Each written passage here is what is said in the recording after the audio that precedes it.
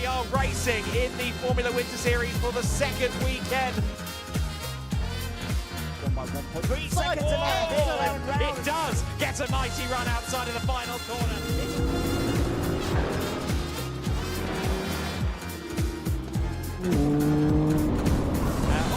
Danny Sufi loses it into the first corner. We are underway and racing in the GT Winter Series, but already...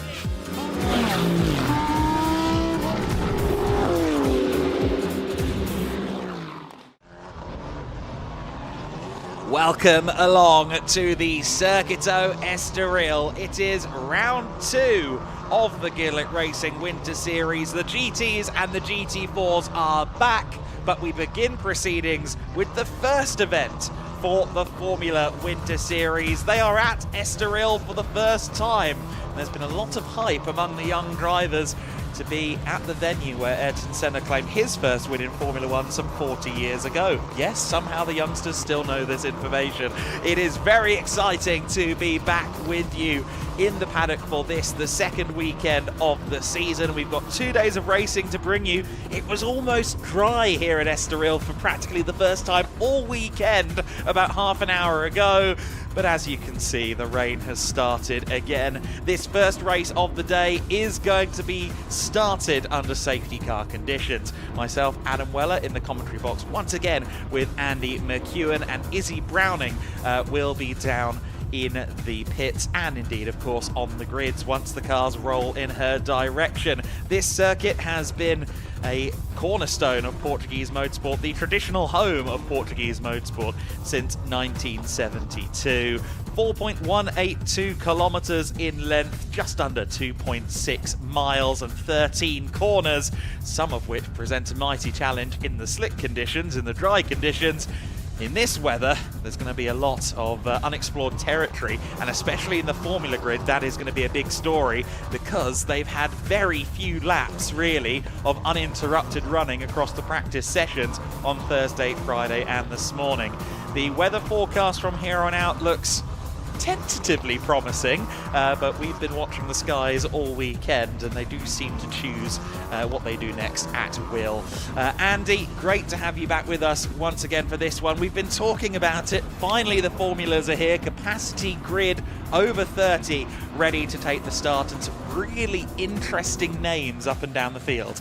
Absolutely, up and down the field being absolutely the right way to describe it as well, because it was a very, very bizarre qualifying session that we witnessed earlier on in the day. 3 red flags in one of the qualifying sessions, and that meant that no one really got into a proper rhythm. Quite a lot of drivers only setting one proper representative lap all through the session, and that has led to a jumbled grid, quite significantly jumbled grid actually, and there are quite a few drivers out of position at both ends of the grid, and I think that should guarantee us a pretty lively race. Should point out as well, I'm not convinced the track was this wet for that qualifying session either, so the fact that that was so chaotic possibly tells us what we should be expecting in first 30-minute +1 lap race of the day. But yeah, big grid, hugely talented grid. We said this last year, we say this every year, but if you want to know who's going to be making big strides in single-seat racing, perhaps, in fact, more than likely, right up to and including Formula 1, this is a good grid to take a proper long look at, isn't it?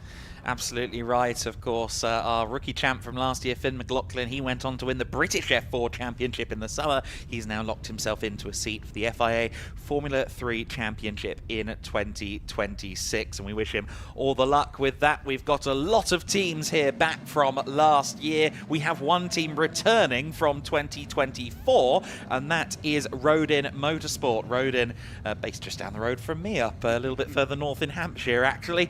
But the team Kiwi owned, of course, has a great lineage dating back through past identities over many, many decades of racing, and they're starting on the right foot because their young driver, Dries van Langendonk, the McLaren Development Program driver in the distinct papaya colours, will be at the front of the field, and it is, in fact, a front row lockout because Alfie Slater is there in P2 for them as well. So just about the perfect start to Rodin's second season in the Formula Winter Series and their return after 2 years away. Indeed so, yes, and some names that British motor racing fans amongst you will definitely recognise from junior racing categories over there, making their first step into international competition. But Alfie Slater, one of those, of course, fresh out of a couple of years of Ginetta Junior Racing, making his first single-seater start this weekend. Of course, not the only one in that camp, is he, though, because one Rocco Coronel, the dominant Ginetta Junior champion last year, is also on the grid, although some way further back. Speaking of the grid, we're going to be able to head down there in a moment or two to hear from the drivers, courtesy of Izzy Browning.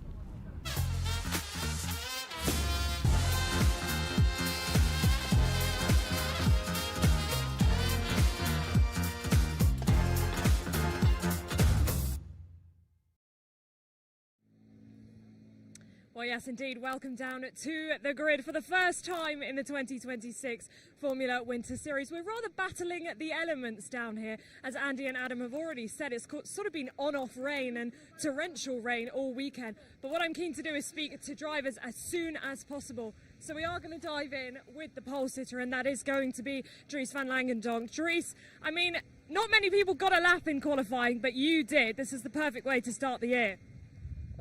Yeah, both qualities were really good. The team, the pace, everything was coming together. I've been really quick over the weekend, so yeah, to put it on pole was really good.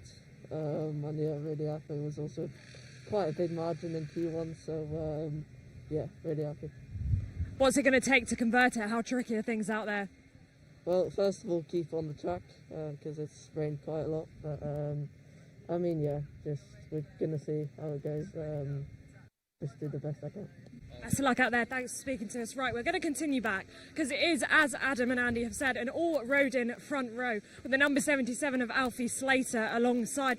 Alfie, welcome to the Formula Winter Series Grid. Great to have you. I mean, it's a teammate alongside you. You're going to want to keep things clean, but I imagine you're also going to want the lead.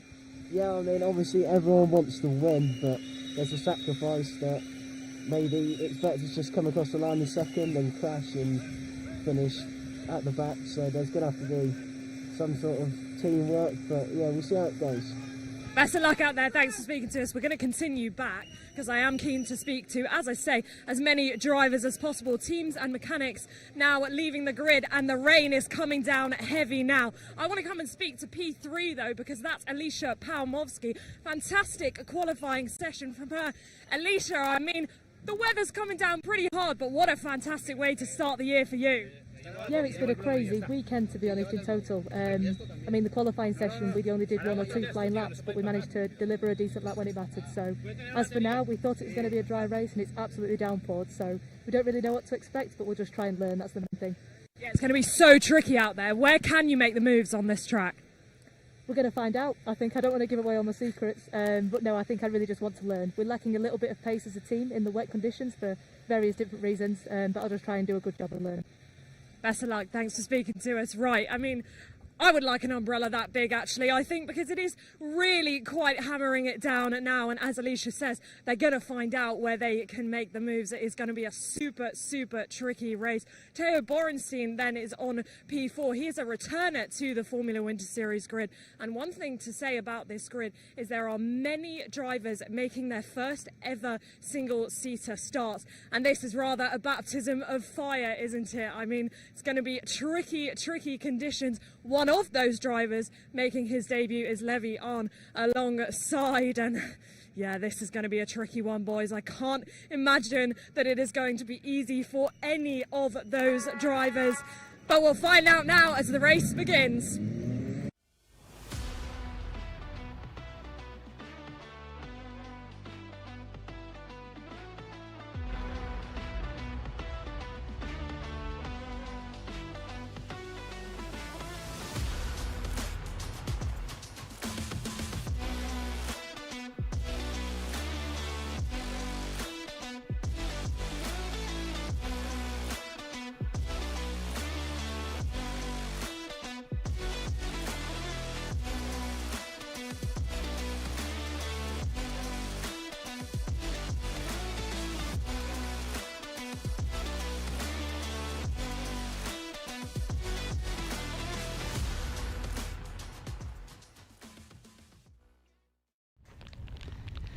So then, tricky conditions. We will be starting this race under safety car as soon as these cars roll on the formation lap. The 30 minutes plus 1 lap will begin. In fact, they've just started rolling. So officially, the race is underway, and it will be Dries van Langendonk on pole position alongside his teammate at Rodin Motorsport, Alfie Slater, joining him on that front row. Alicia Palmowski with her best start in the Formula Winter Series from 3rd on the grid, alongside another returnee, Theo Borenstein of Jense Motorsport, looking to make an impact from 4th position. P5, yet another driver from Jense, Levi Arn, who comes in with a lot of confidence and a lot of speed. He's alongside Alexander Ruter for Van Amersfoort Racing, the first of the VAR cars on the grid. Ari Bansel is next for Us Racing alongside Noah Killian, and all champions row number 4 of the grid. Row number 5 is Philip Rice alongside Ian Kraling, AKM and Us Racing drivers respectively. Good to see an AKM car up there in the top 10. Vittorio Orsini, another AKM driver, alongside the lone Renault Motorsport team entry of Thomas Radokas, the Lithuanian driver. Ginevra Panzeri in 13th alongside Victor Polson in 14th position, and all AS row number 7.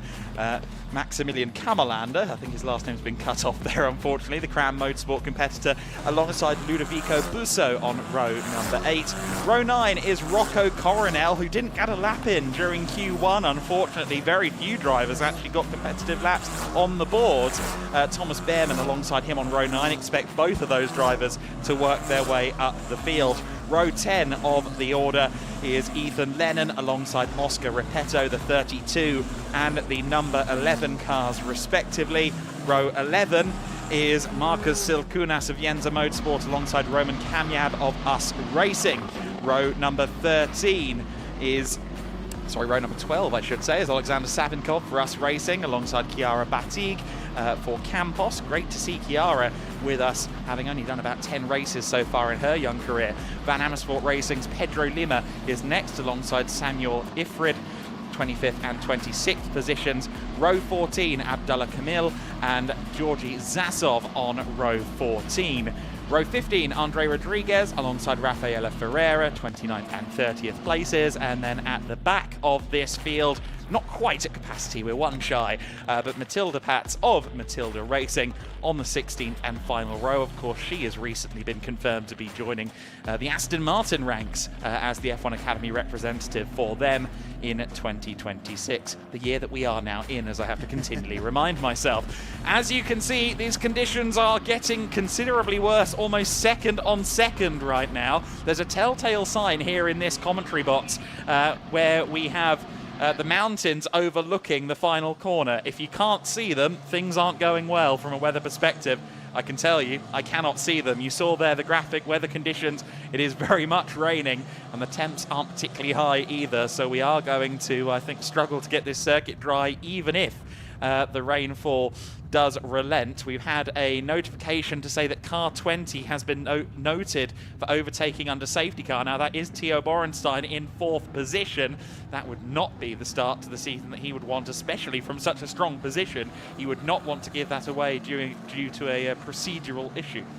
No, indeed so, although I'm sure he will argue that it's visibility perhaps that led to that, because as you can see, even at these very low speeds, the spray is fairly considerable, isn't it? The standing water is an issue. It's an older circuit, doesn't necessarily drain quite as well as some others, and there are certain areas already, Adam, where there is quite a lot of standing water on the track. But the point I was going to make is that when they were driving through turn 12 and turn 13 there, we saw how heavy the rainfall was.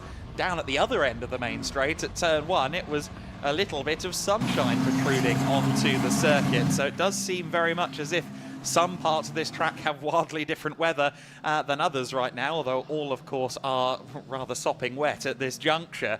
That is something to point out, that the circuit's main straight, and I will shout out Izzy for this statistic. She pointed this one out, that it's a quarter of the length of the track, just the main straight. So it's not really a surprise that in certain instances the weather is different at one end from the other. Alicia Palmowski from third on the grid. That's a really interesting little story there, particularly because she is fond of the rain. She was quick in the rain through Thursday and Friday practice, so we'll have to see what she can do from that position. In qualifying, Dries van Langendonk was some 1.8 seconds quicker than Alfie Slater in P2, but that is absolutely not representative because there was red flag after red flag after red flag in that qualifying session. Realistically, all we can take away from that session is, well, the actual grid positions that it's generated, and only about half the grid actually got to that point. Incidentally, the second race for Formula Winter Series, the grid is typically determined by the second fastest times from Q1. Only 3 drivers actually got second fastest times in Q1, which should tell you everything you need to know. But incidentally, that does mean those 3 drivers will be starting positions 1 through 3 in the second race, and that means that Alicia Palmowski will have pole alongside Philip Rice for the second race, and then they will use the fastest laps from this race ongoing to determine P4 through 31. So we'll keep an eye on that as well, because that could be an interesting story for someone like Dries van Langendonk. Even if he stays out at the front of the field, he's going to want to get a quick lap in there somewhere to try and get himself as high up the pack as possible. No indication that the safety car is coming in on this lap, so we are going to continue around behind the safety car this time around. The new for 2026 GEDLICH Racing safety car, BMW M4 G80 Touring Edition. That's the one I'd probably have. And that will be leading them around for at least one more lap. These kind of conditions, though, really hair-raising to see. I mean, it is so much spray coming from these cars, and I think a little bit of discretion from race control is certainly an understandable thing. Well, and certainly because, as we mentioned, for a lot of these drivers, it's their first ever race in this kind of car, so really don't want to be throwing them straight in at the deep end, do we? Which it quite literally will feel like out there at the moment. A lot of standing water, as we said, a lot of spray. And to your point, when we do go racing, you know, trying to set a quick lap time with that grid for later in the weekend in mind is going to be very hard to do if you're anything other than the race leader, one would imagine. So big advantage to Dries van Langendonk when we do go racing. If he can stay out in front, of course, he hopefully should have the best of the visibility. You can see the leaden skies off in the distance. That is where the mountain should be, yes. Or is, we believe, behind the clouds. Very much not in view at the moment. It's not a cold day necessarily, and low teens, the air temperature. The sun, when it's out, has been quite warm. So once the rain has passed through fully, which for the time being it looks as though it has stopped, fingers crossed, track conditions should start to improve. And again, to that point on fastest lap times, later in the race, the better the conditions get, that's when the sweet spot's going to be for setting a quick time. Now, we've kind of made allusions to the hype around Dries van Langendonk already in this broadcast. Of course, the fact that anyone at F4 level basically comes in with the F1 approval, or approval of an F1 team, that kind of tells you all you need to know. But his karting record really quite stellar.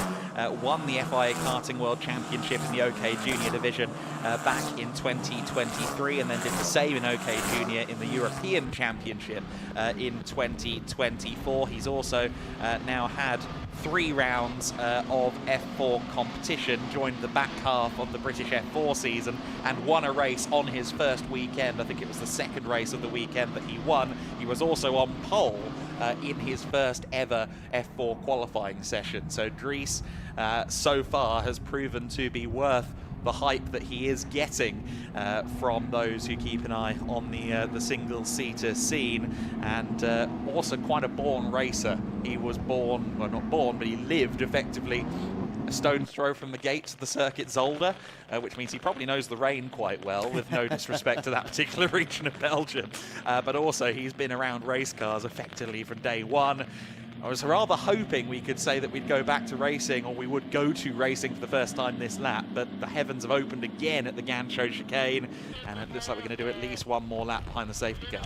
Yes, that's the word from race control. One more lap and then restart, they said, but I think that was just before this latest deluge arrived and gave the circuit another soaking. You can really see there the lines being cut through the surface water.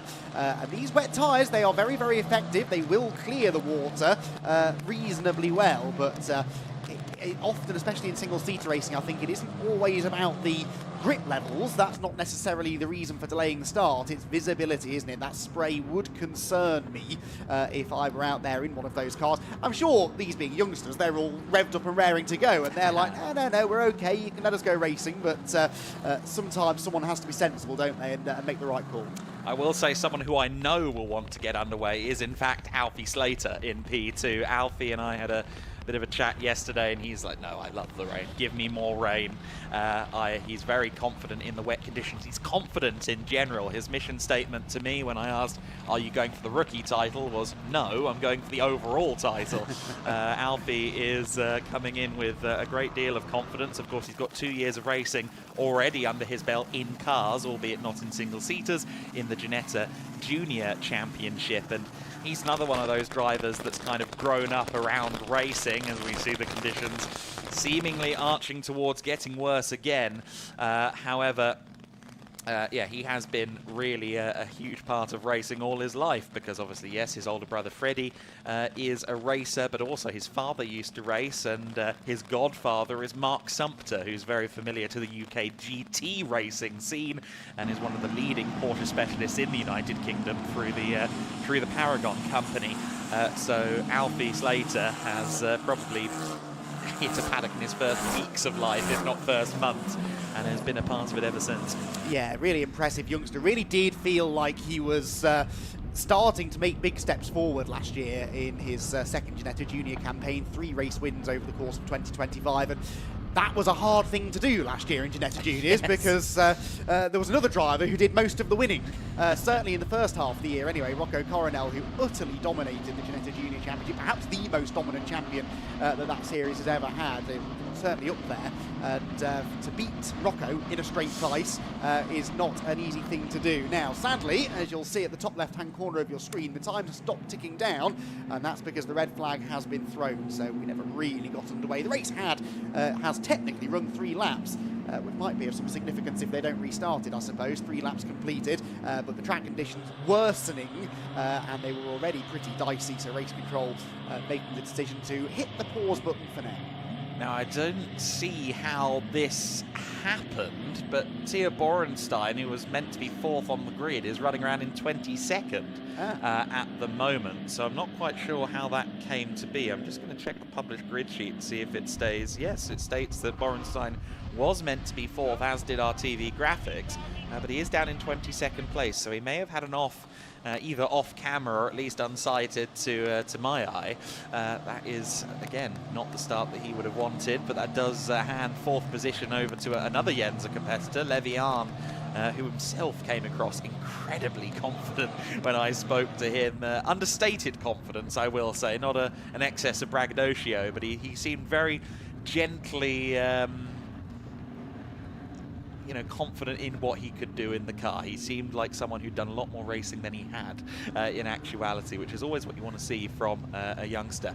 The number 15 then pulling into the pits. The red flag procedure starts from here, and hopefully the rain starts to ease off at some point. We've been rather afraid of what the forecast was going to inflict on this particular weekend for a while. We've known it was going to be a wet one, and Sunday arguably looking a bit more sketchy than Saturday from that perspective, but we will of course endeavour to do everything we can to get this race properly started as soon as possible. But for now, Dries van Langendonk is the first to pull up in the fast lane of the pits. Red flag conditions, certainly not the start that we wanted to this weekend, or indeed the 2026 Formula Winter Series.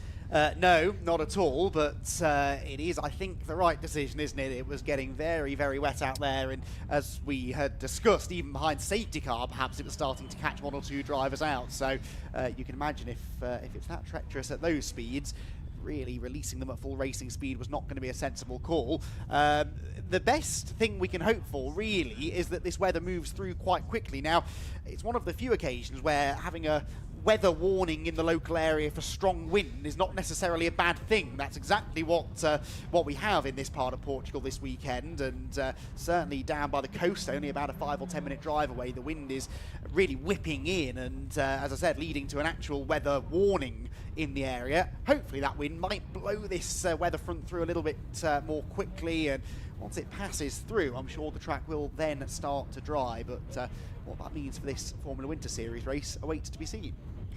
Yeah, no, exactly right. So then, we see the umbrellas popping up over the drivers. Protect your asset at all costs. Don't want to flood the cockpit of this Tatus T421. And I was having this conversation maybe Thursday, I think, in the paddock. Rather remarkable that this has been the current F4 car now for 5 years. That doesn't quite feel right, does it? No, and things seem to constantly change, don't they, in the single-seater world? But yes, this it's a great car. It creates good racing, which we as neutrals enjoy, but of course for the drivers it's just enough of a handful that they're learning something, but not too unmanageable, and obviously all absolutely equal. So letting the driver really do the talking and stand out for themselves. We're getting notification on the timing screen now that the race will restart behind the safety car at 2:30. So that's 9 minutes, 10 minutes away from now. So, well, race control obviously saw this sunshine on its way, which has now broken through the clouds, and they're hoping within 10 minutes or so we'll be good to go. Yeah, that is great news. And while we await some more information from race control, we will lean on some of the footage that we've built up over the course of this weekend, or the precursor to this weekend in testing. I spoke to Yenza Motorsport's Levi Arn, who we referenced a little bit earlier on. Let's hear what he had to say. We are talking now to Levi Arn of the Yenza Motorsport team. I must thank you, actually, immediately, Levi, because usually I ask people what their goals are, but you've said publicly, I want to be the best rookie this year. How are you feeling about that goal? Well, we've trained a lot this year. I think it's achievable, and that's what I want to give the team. And I'm not here for being second or any other place I want to win. And I think to be the best rookie is now the best goal I can have. And of course, you have come up in Swiss karting, like a lot of your teammates as well. So you know the guys, but you also know that you are capable of winning championships. As you move into single-seaters, how much confidence does that give you? Of course, it's a completely other league, but I have the confidence to win and to compete on this level. That's excellent. And your first time here at Estoril, I imagine these are your first laps on the circuit over the last couple of days. How's it been so far? I really like the track. I've done a lot of laps on a sim, of course, but in real life, of course, it's a complete other feeling. But I really, really like this track. Have you got a sim set up at home, do you? Yeah, I have one, and I really play a lot with it. Right. What's your platform of choice? Which are you using? Assetto Corsa. Assetto Corsa. Yeah. Excellent. And do you sometimes pick that over homework at school? Yeah, always. I'm doing no homework. I just did a sim. Excellent. So obviously you've made that clear. To be top rookie is one of your big goals. I guess for this first round, is it getting some points, getting some top 10 finishes? Is that what you're looking at? Yes, absolutely. I think today we didn't do a lot of laps, but still we saw what we can do, and it's absolutely possible. And I think it's going to be a relevant question this weekend. Do you like the rain? Yes, I really like the rain. Also in karting, I've always loved it, so also here in F4 I really like it. Excellent. Well, we look forward to seeing how you go this weekend. Thanks for chatting to us, and have a good one. Thank you very much.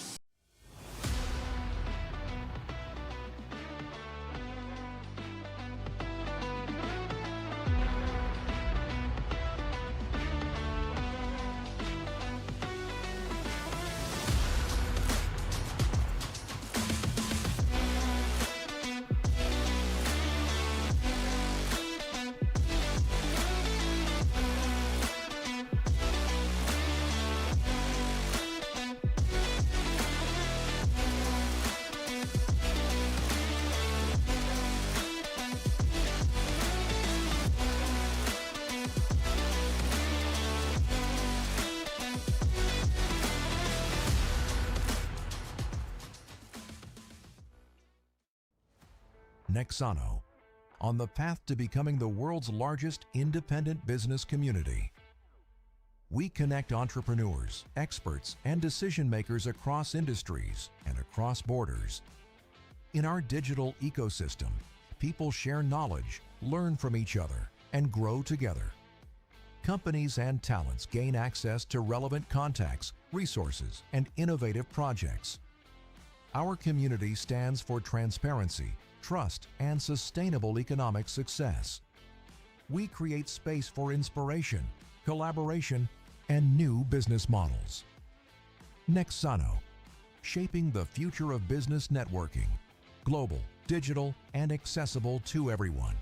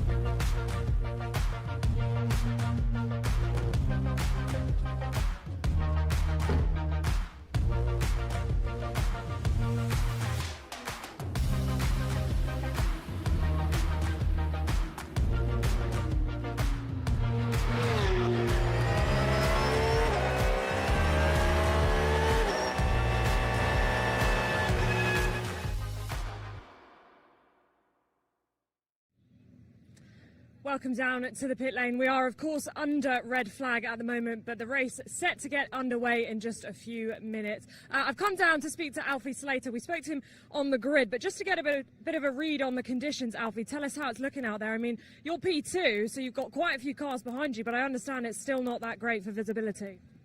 Yeah, I mean, I only have one car in front of me, and the spray is still pretty bad, so I can imagine how bad it would be if I was a couple more cars behind.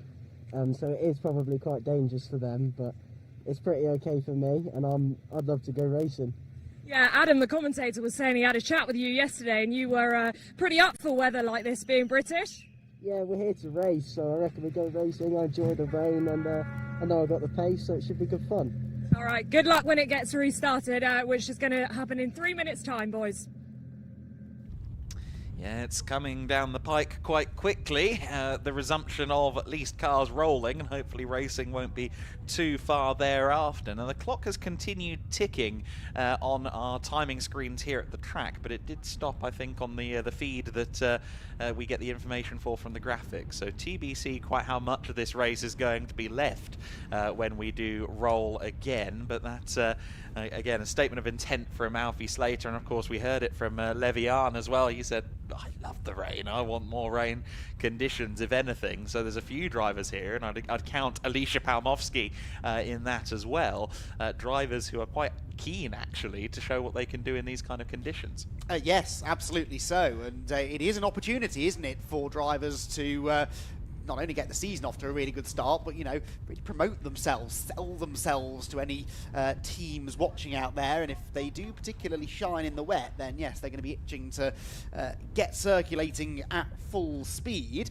Rain expected in 1 minute. That is not great news, since we are a minute and a half away, allegedly, from cars rolling back out onto the circuit again. Time will be added.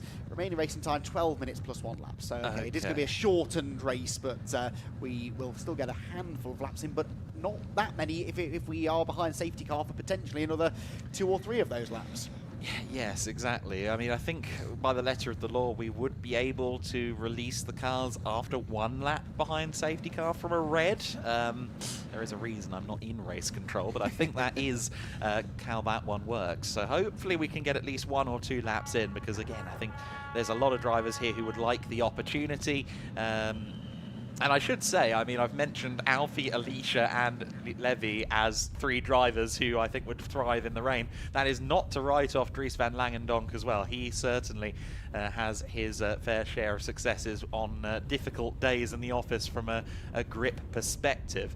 Now, further down the grid, we've got some interesting names kind of dotted around that we've seen before, albeit with new teams. We've got Thomas Behrman in 17th position as of this moment. Of course, he's racing with Van Amersfoort. We are expected to see him across the year with Van Amersfoort Racing, looking at doing the Italian F4 Championship. So that's an interesting new combination. Of course, he was here last year competing against Van Amersfoort Racing for High Tech, and he kind of came on strong towards the end of the season, got his first podium overall, at least, in Barcelona, and was also runner-up to Finn McLaughlin in terms of the rookie standings in 2025 here in the Formula Winter Series, and certainly he's looking to try and challenge for the title this year, but he was one of many drivers caught out by the errant conditions in qualifying earlier on today. Didn't manage to get a lap in at all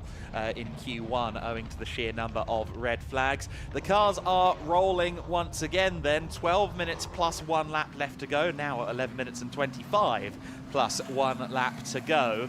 Let's see then how long it takes us to release these cars. Everyone will be keeping a keen eye on the radars and indeed the condition. The race control will be keeping a keen eye on the amount of spray that these cars are kicking up through some of the straight, slightly faster sections, like here coming out of Curve VIP. We're currently looking at the 4th corner of the lap. You then have that fast kink, of course, at turn 5 on the run down to Parabolica Interior, turn number 6. And the amount of spray at a section like that will be a key determiner as to if and when we get this race back underway. But looking at the conditions right now, Andy, dare I say it, it looks somewhat raceable, but then you see those lakes coming out of the traction zone at Curve VIP, and you second guess yourself. It kind of varies almost shot to shot whether it looks raceable. Well, yeah, I'm with you. The first sector looks okay, doesn't it? But it was this bit of the circuit where the rain seemed to be at its heaviest for the longest, and that bit of standing water, quite a substantial bit of standing water, just through the kink at turn 5 would particularly concern me. That's one of the fastest parts of the circuit, yeah, you do not want to be aquaplaning off the road there. There is a little runoff area, but really not a huge amount. So drivers will be assessing the situation. Race control will be as well. I suspect we'll get at least one more lap behind the safety car after this one, and then see where we're at. But as you said, time has started ticking down, so 10 minutes plus 1 lap. If and when we do go racing, the drivers won't have a huge amount of time to actually do anything with that, and that again all plays into the hands of those towards the pointy end of the grid. Dries van Langendonk in particular, your pole sitter, but for the likes of Rocco Coronel and Thomas Behrman and all of those drivers that we've just been mentioning who are a lot further down the order, this really is not what they wanted to see. There you can see Rocco Coronel just in the middle of that previous shot in one of what is 4 Red Bull liveried cars on the grid, which means our job is twice as hard as F1 if you really think about it. Yeah, great to see so many representatives from the Red Bull junior team, or indeed the Red Bull F1 Academy setup. And then of course we do have that McLaren development driver in the form of Dries van Langendonk as well, and plenty of other prospects who I think teams will be keeping an eye on going forward further up the food chain to see whether they get invited into the fold. No indication that the safety car is going to come in this lap, so we tap our foot impatiently to see if we get racing next time by. It will be a pretty sharp dash for the cash if we do go at about 5 minutes left, which is what we'd be looking at if the safety car pulls in a lap from now. Yes, I suspect so. I am cautiously optimistic, though. It does look as though the track conditions have improved quite quickly, haven't they? Quicker, perhaps, than I gave the circuit credit for earlier on. There are certain areas that will be a challenge, yes, this area we're approaching now, the braking zone for turn 1, notoriously tricky in the wet is this braking zone for turn 1. We've already mentioned how long that straight is, the speeds that the cars are hitting when they do get to that braking zone. It's downhill, it's bumpy, it's slippery, and then you throw a river across the circuit, and that does not make it any easier. Well, I once asked someone in a GT race where the braking zone actually was, or where the braking point was for turn 1, and he just looked at me and went, variable. I'm like, oh, okay. based on wind conditions, based on whether you're in a slipstream. It seems to vary wildly. A little bit of wildlife there, deciding to get a few seconds on camera, hopefully not at too much expense to their own well-being. But Dries van Langendonk and Alfie Slater continue to lead the field around then. Just to run you through the top 10 order, yes, we kind of did it at the start of the race. It is Dries van Langendonk and Alfie Slater 1-2 for Rodin, Campos Racing's Alicia Palmovsky in third and leading among the female trophy competitors, and then Levian in fourth place. Ironically, 3 of those 4 at the top are also rookies, so the first non-rookie driver is Alexander Ruta in P5 ahead of Ari Bansel in 6th position, Noah Killian in 7th place, Philippe Rice in 8th position, 4th among the rookie class there, and then Us Racing's Ian Kraling and Vittorio Orsini bringing us down to 10th position.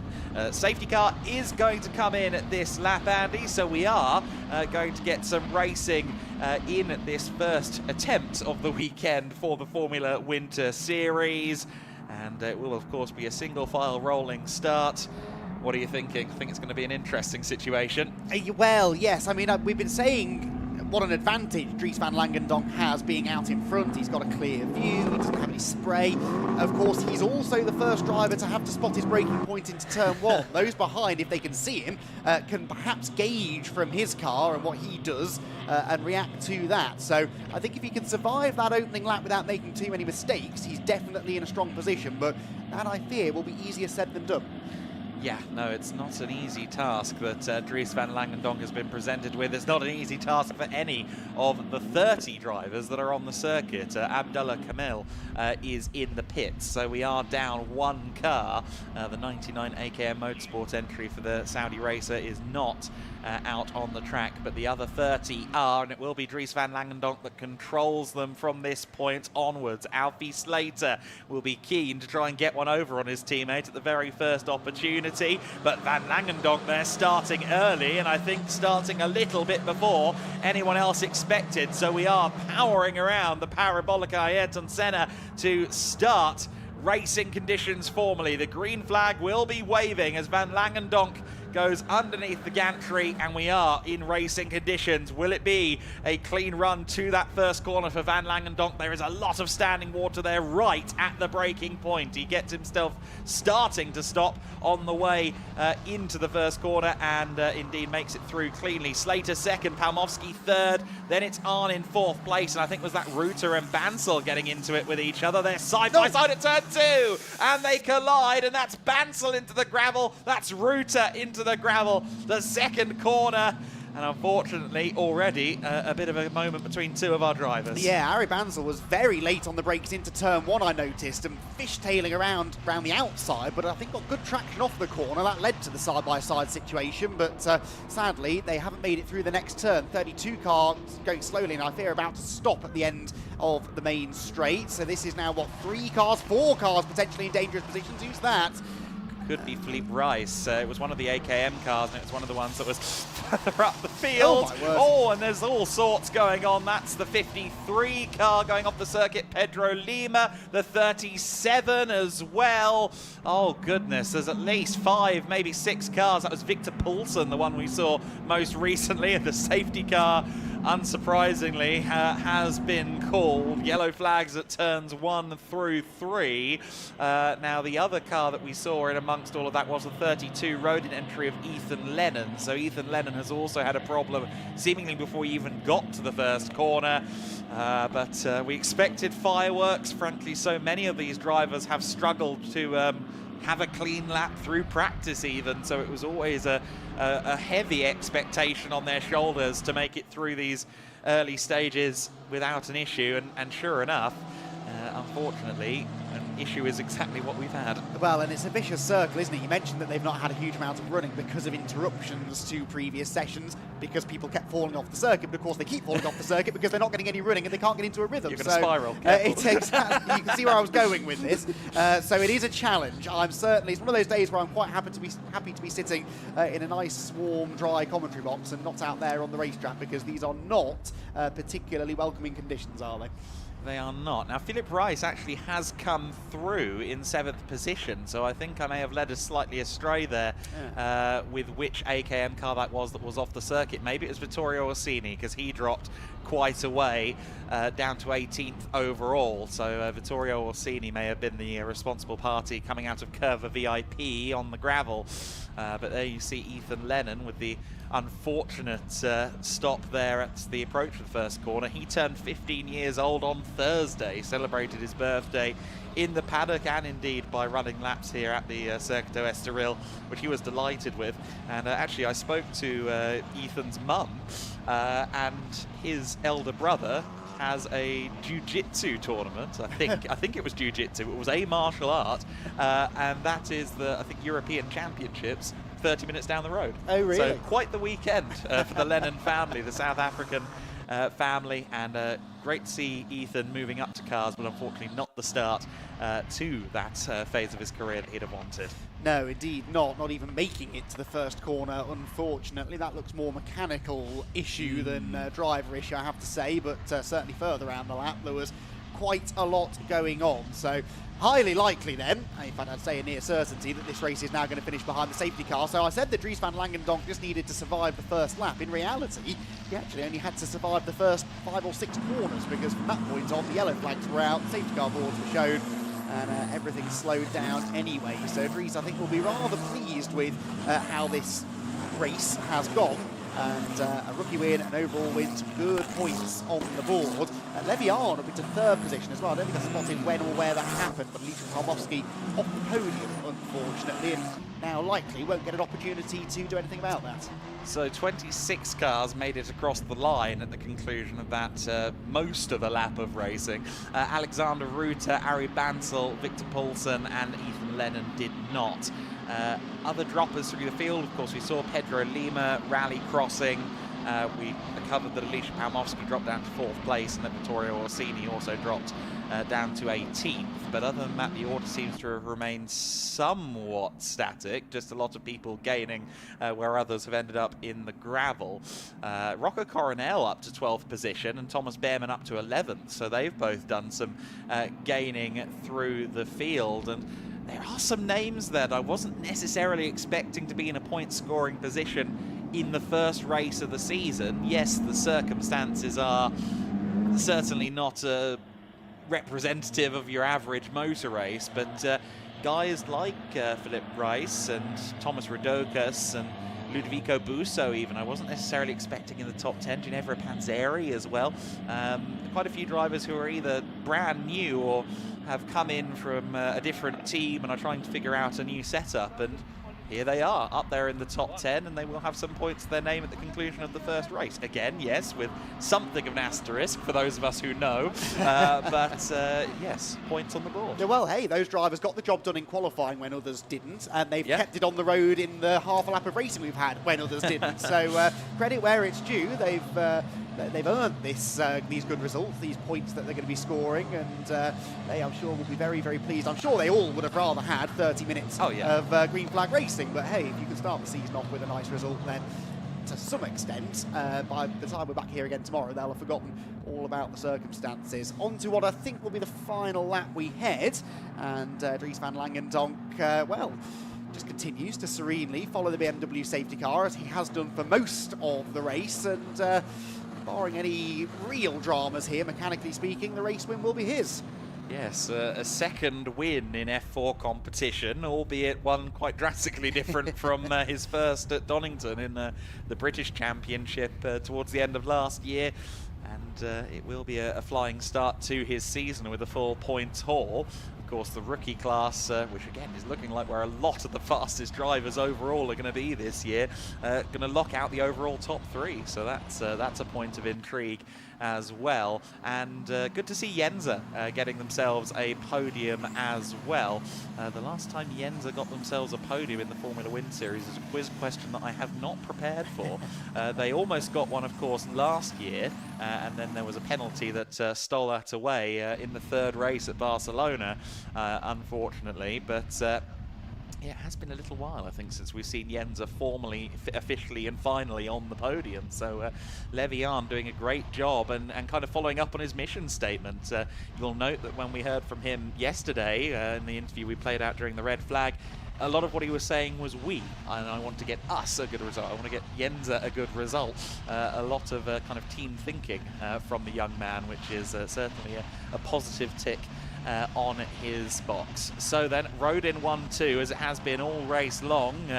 Alfie Slater, I think, will probably be the most frustrated driver out there on the circuit, because he's been that close to the lead this entire time, largely behind the safety car. And I mean, you heard the mission statements, the gun-ho attitude from Alfie Slater while he was talking to Izzy down there on the grid. He wanted to go racing from the start. He doesn't mind fighting a little bit of aquaplaning, but of course sometimes we do have to step in and say, well, come on, let's calm down. And that's effectively what race control have had to do in this one. And well, unfortunately, when we did try and go racing, we saw why a tentative approach was being taken. And again, as your point was made, Andy, they've had so few laps seemingly uninterrupted. We've watched the red flag light panels off and on during every session, not just the formulas, the GTs and the GT4s as well. This is not an easy track at the best of times, and scarcely have we had a dry session all weekend. No, exactly so, and there's a good chance tomorrow will be damp as well, as we've already alluded to, so I think that's set to continue, and a few drivers perhaps will really be just looking forward to the next round of the championship when they can hopefully find some slightly more positive weather. But yeah, I agree, I think Alfie Slater will be frustrated. In the half a lap of racing we did have, he had closed right back in on Dries van Langendonk, so to my point, I think being the leader in that particular set of circumstances wasn't necessarily a huge advantage, and Alfie, had the race continued under green flag, might well have been able to take the fight to the race leader. For now, though, that is going to have to remain in the hypothetical. We'll perhaps get a proper answer to that tomorrow if we get some proper green flag racing in.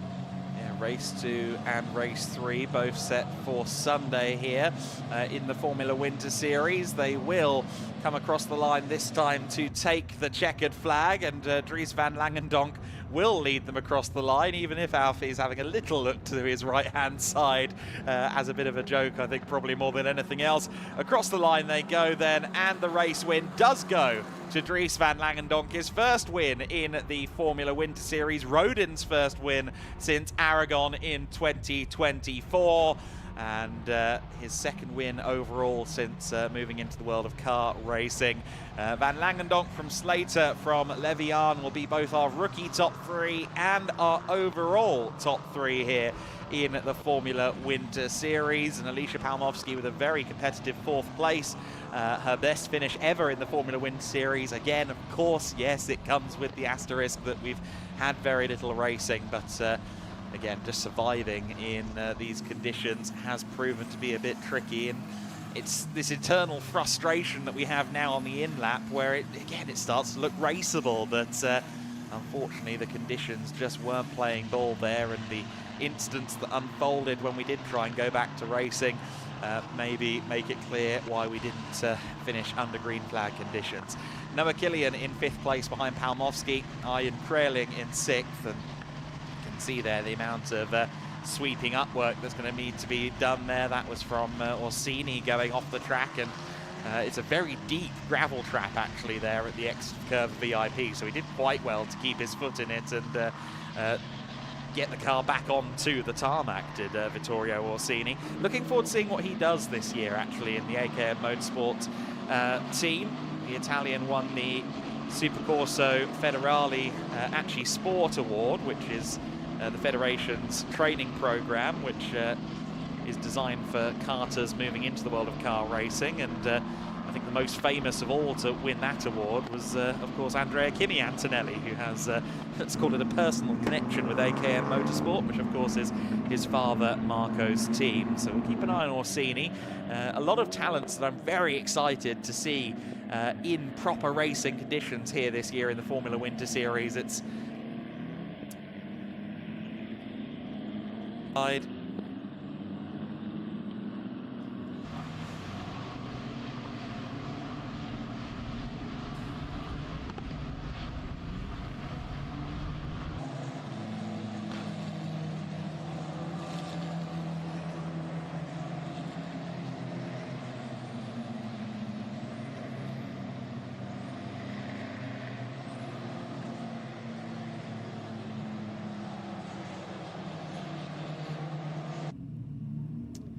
So then the Van Langendonk car pulls up to P1.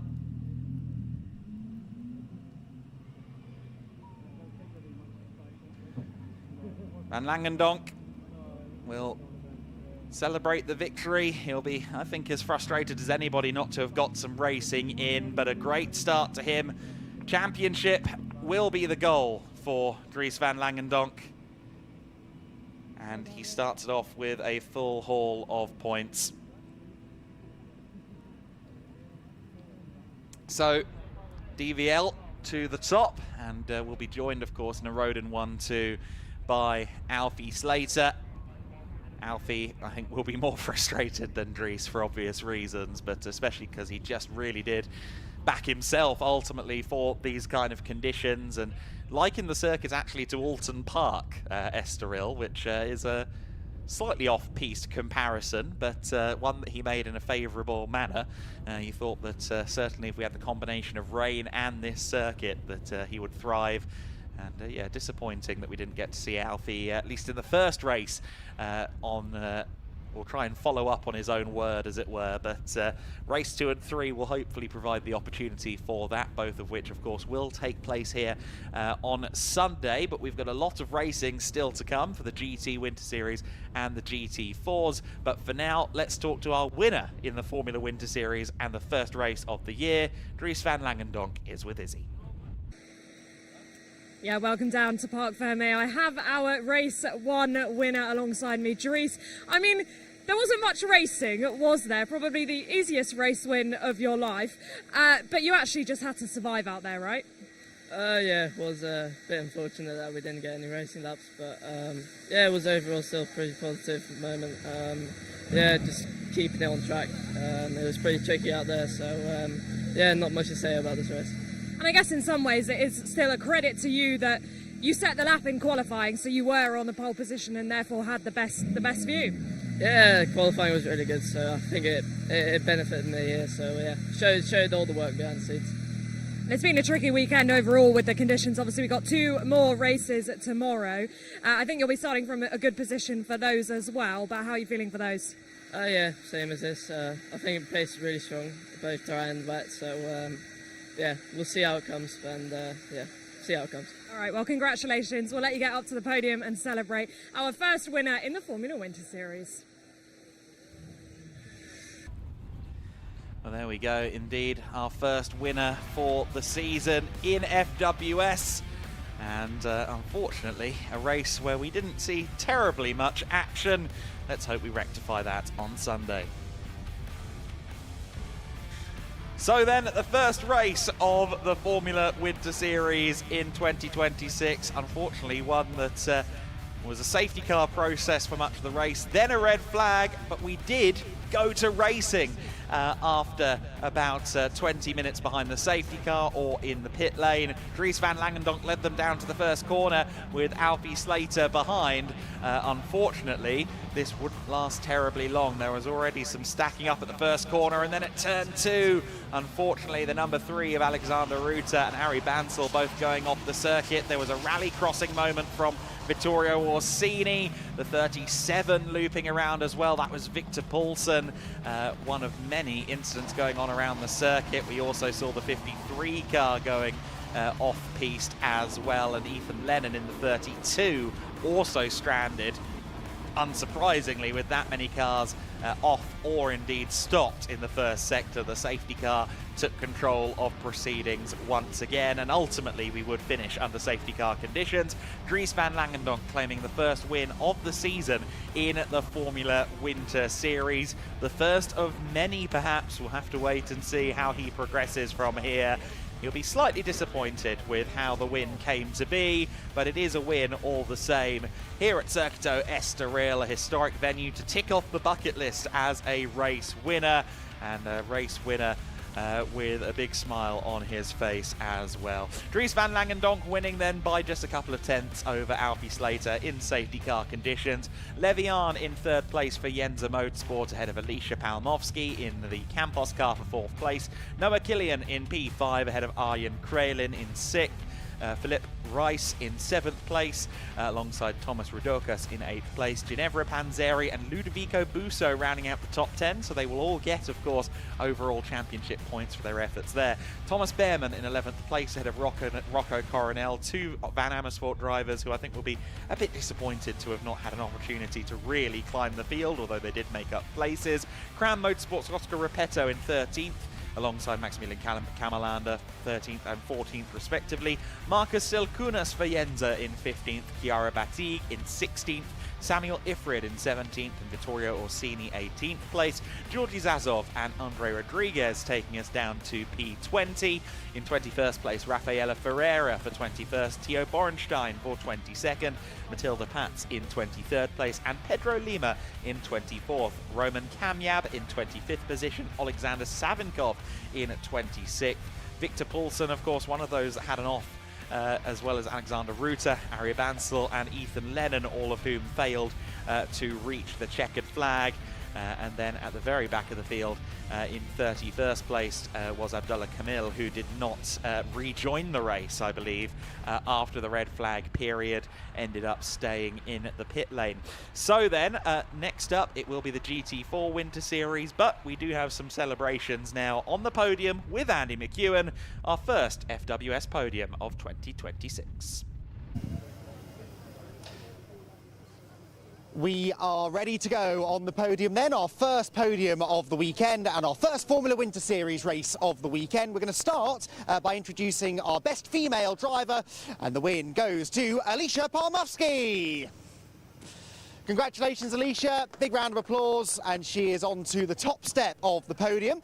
Trophy handed over by Amanda Kangai from Pirelli, and Alicia very pleased with the class win, just missing out in the end on the overall podium. She's going to pose for some pictures on the top step, and then we will jump in and have a quick chat with Alicia Palmowski and get her thoughts on the race. Alicia, I used the word race quite loosely there. You got, I think, half a lap in, but you were right in the thick of a battle for the little bit of racing we had. Yeah, definitely. To be honest, the 4 corners that I did were not 4 good corners. Just made a mistake into turn 1. Just the visibility was so poor, so misjudged the braking point, and then that put me on the back foot, really. Tried a different line into turn 4, tried to copy the 2 guys ahead of me, and it did work, so got a bad exit and then lost P3. But all good learning for tomorrow. We're expecting more rain, so we'll go through the data, see what we can learn ahead of tomorrow, and hopefully do a better job. Excellent stuff, Alicia. Thank you very much for having a chat. Alicia Palmowski then, our best female driver in the first Formula Winter Series race of the weekend. Now, the rookie top 3 is exactly the same as our overall top 3, so we're going to combine the 2 podiums together, and we'll start with our 3rd place rookie and overall driver, Levian. Levy gets a big cheer from the Jenza Motorsport team down below. It was, though, a Rodin driver in 2nd position. The 2nd step of the podium beckons for Alfie Slater. Well done, Alfie, on to the 2nd step of the podium, but it is a win in the first round of the Formula Winter Series for Dries van Langendonk. And Dries climbs to the top step of the podium to be joined by a representative from Rodin Motorsport, Josh Palmer. Rodin celebrates a race victory, and now we will pause for the national anthem of the winning driver.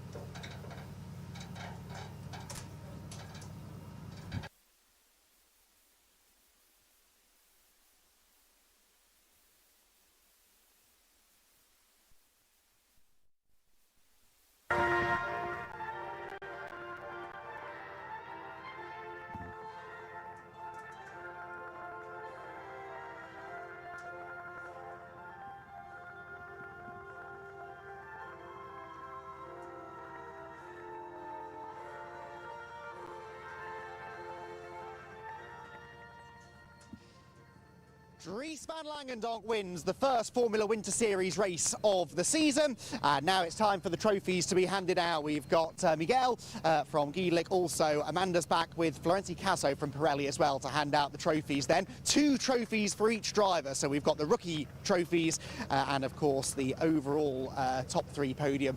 Exactly the same drivers, the rookie class looking strong again in Formula Winter Series for 2026.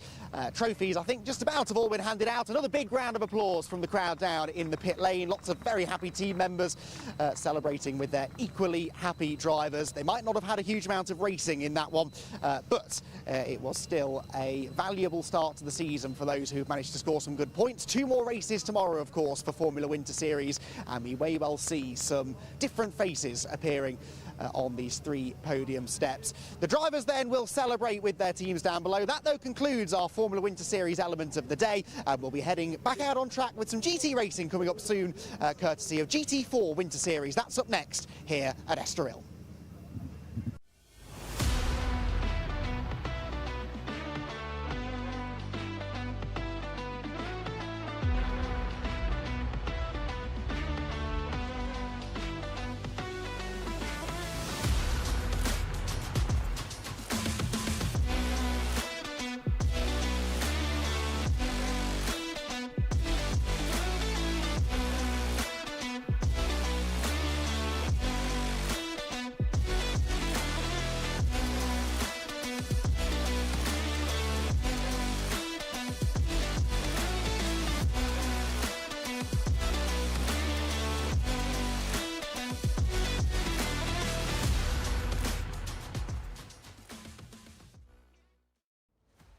Nexano, on the path to becoming the world's largest independent business community.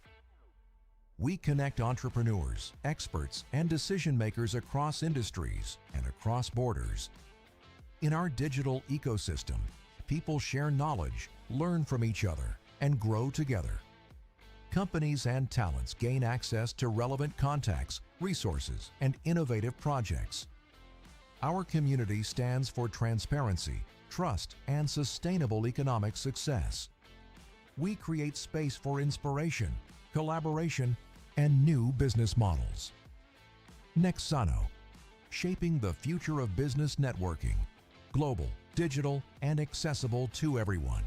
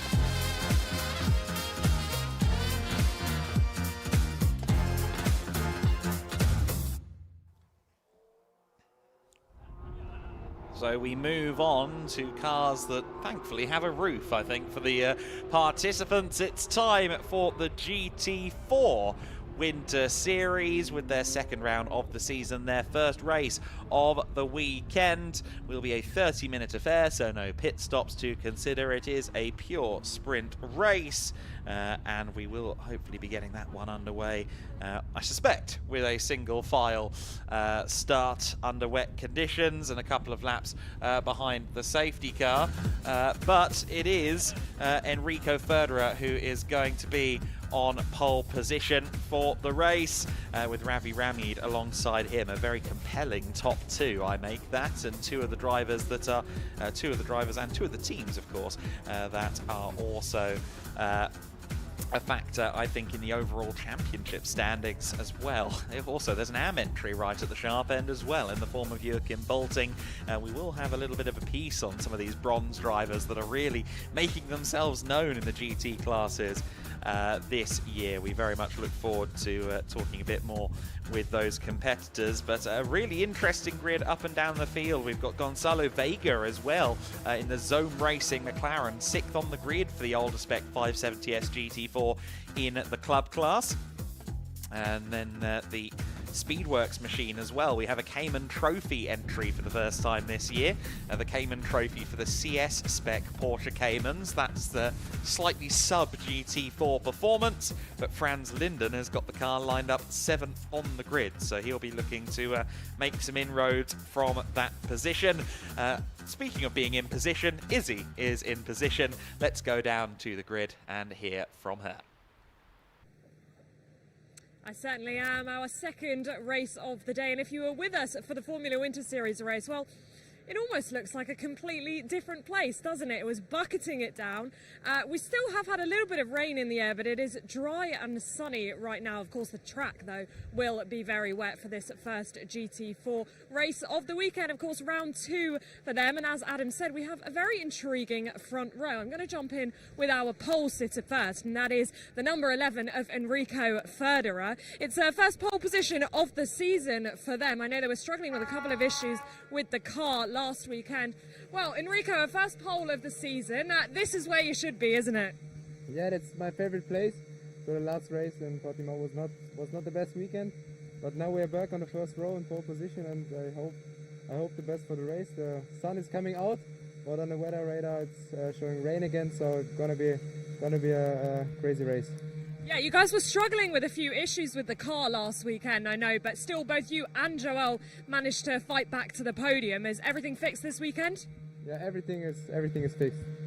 Awesome. And how tricky is the track looking out there right now? I mean, we've had a lot of rain, as you say, dry now, but we could get some more rain. Yeah, for now you have a lot of water on some spots of the track, so it's a little bit tricky with aquaplaning. But I think when the sun comes out, it's dry really fast.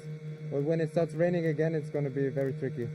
All right, go well. Best of luck. Thanks for speaking to us. Right, I am going to dive in with P2, and that will be Ravi Ramyud on the front row for them, and leaders of the championship as well. Ravi, great to see you on the front row, and you guys are leading the championship. I know you won't be thinking about that just yet, but a great place to be. Oh yeah, you know what? I'm next to Enrico. I've got no spray going into turn 1. I am on the rubber, so let's see what's going to happen. We come out turn 1. How do you reckon the BMW fares around here? It's not bad. I mean, the Porsches are quicker, but it's hard to overtake around here, and I like getting my elbows out, so let's see. Yeah, make things interesting for us, yeah? Yeah, I will do my best.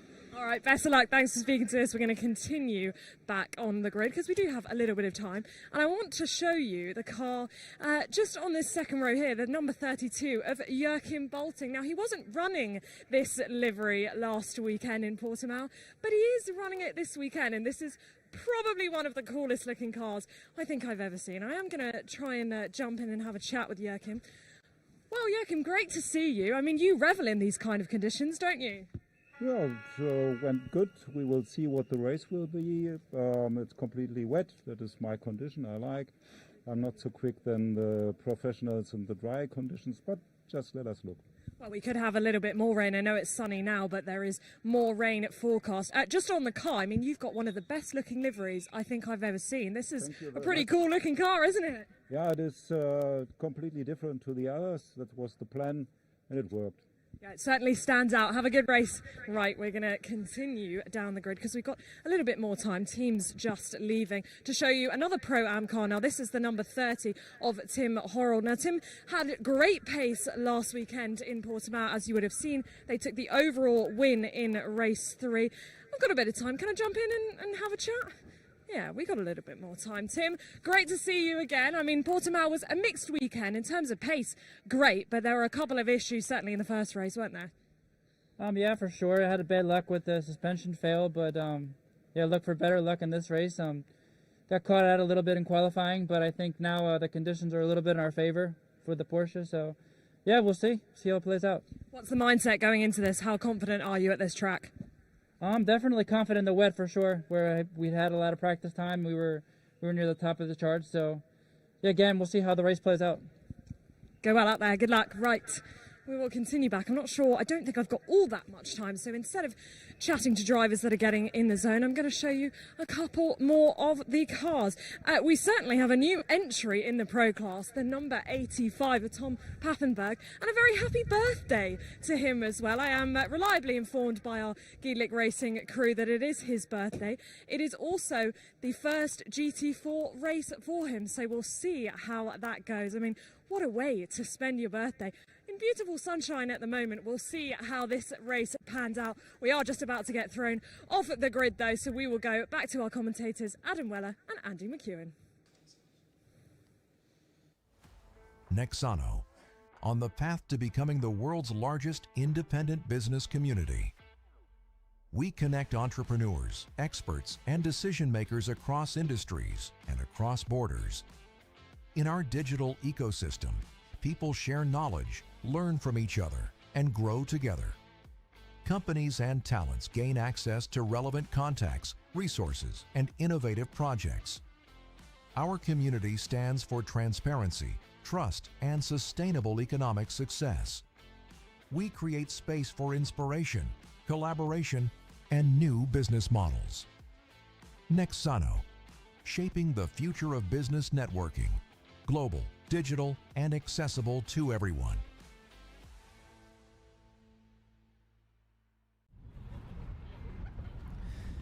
Cars are rolling then, and it will be a BMW versus Mercedes front row of the grid. SR Motorsport by Schnitzelhaum's Enrico Federer on pole position for this first 30-minute sprint of the weekend, and Ravi Ramyeed looking to make an impact from P2. We'll see what he can do with the Pro-Am entry, the AM of the Pro-Am entry. Joachim Bolting likes his chances in the wet conditions from third, the first of the AM drivers in the field, at least within the AM class, and Tim Horrell alongside him, his W&S Motorsport teammate, locking out that second row of the grid. Tom Pappenberg for CV Motorsport with JP Motorsport. It is actually CV Performance with JP Motorsport. Tom Pappenberg from 5th. Gonzalo Vega in 6th position for Zone Racing in the first of those McLaren 570Ss, the OGs, the older McLaren GT4 machines. Row 4 of the grid will be Franz Linden for Speedworks. That's the sole Cayman Trophy entry alongside Bruno Pereira in his 007 Aston Martin. That's the car with the growing asphalt slogan along the side of its door. Wilhelm Huner in the SR Motorsport by Schnitzelhaum Mercedes lining up in P9. He's alongside Pavel Savicka in P10.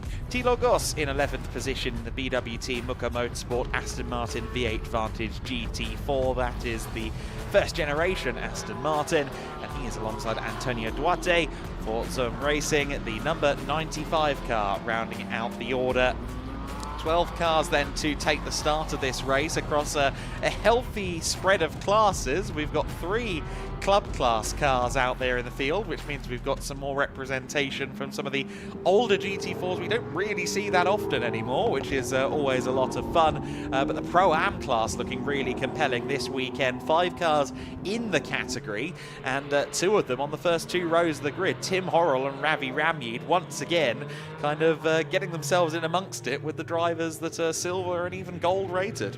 Which we did see a week ago in Portimão, didn't we? So yeah, great to see that has continued for them. I'm sure there are some pro drivers who are rather questioning exactly how competitive the likes of Ravi Ramyeed are, but Ravi has really done this throughout his whole career, hasn't he? When he came into Ginetta Racing only a handful of years ago, he was a complete novice. He had never raced anything before, and within a year, well, less than a year actually, he was winning races in his debut season, and just made these big steps forward year on year into British GT, of course, where he had success, narrowly missing out on the British GT4 Championship last year. But yeah, a really, really strong pairing, a really, really strong AM driver is Ravi Ramyeed, and his pro co-driver Charlie Robertson we'll see out later in the weekend likewise. But Enrico Federer on pole position, he'll be looking for a solid set of results this weekend. The SR Motorsport by Schnitzelhaum Racing squad had a mixed weekend in Portimão, I think it's fair to say. Certainly their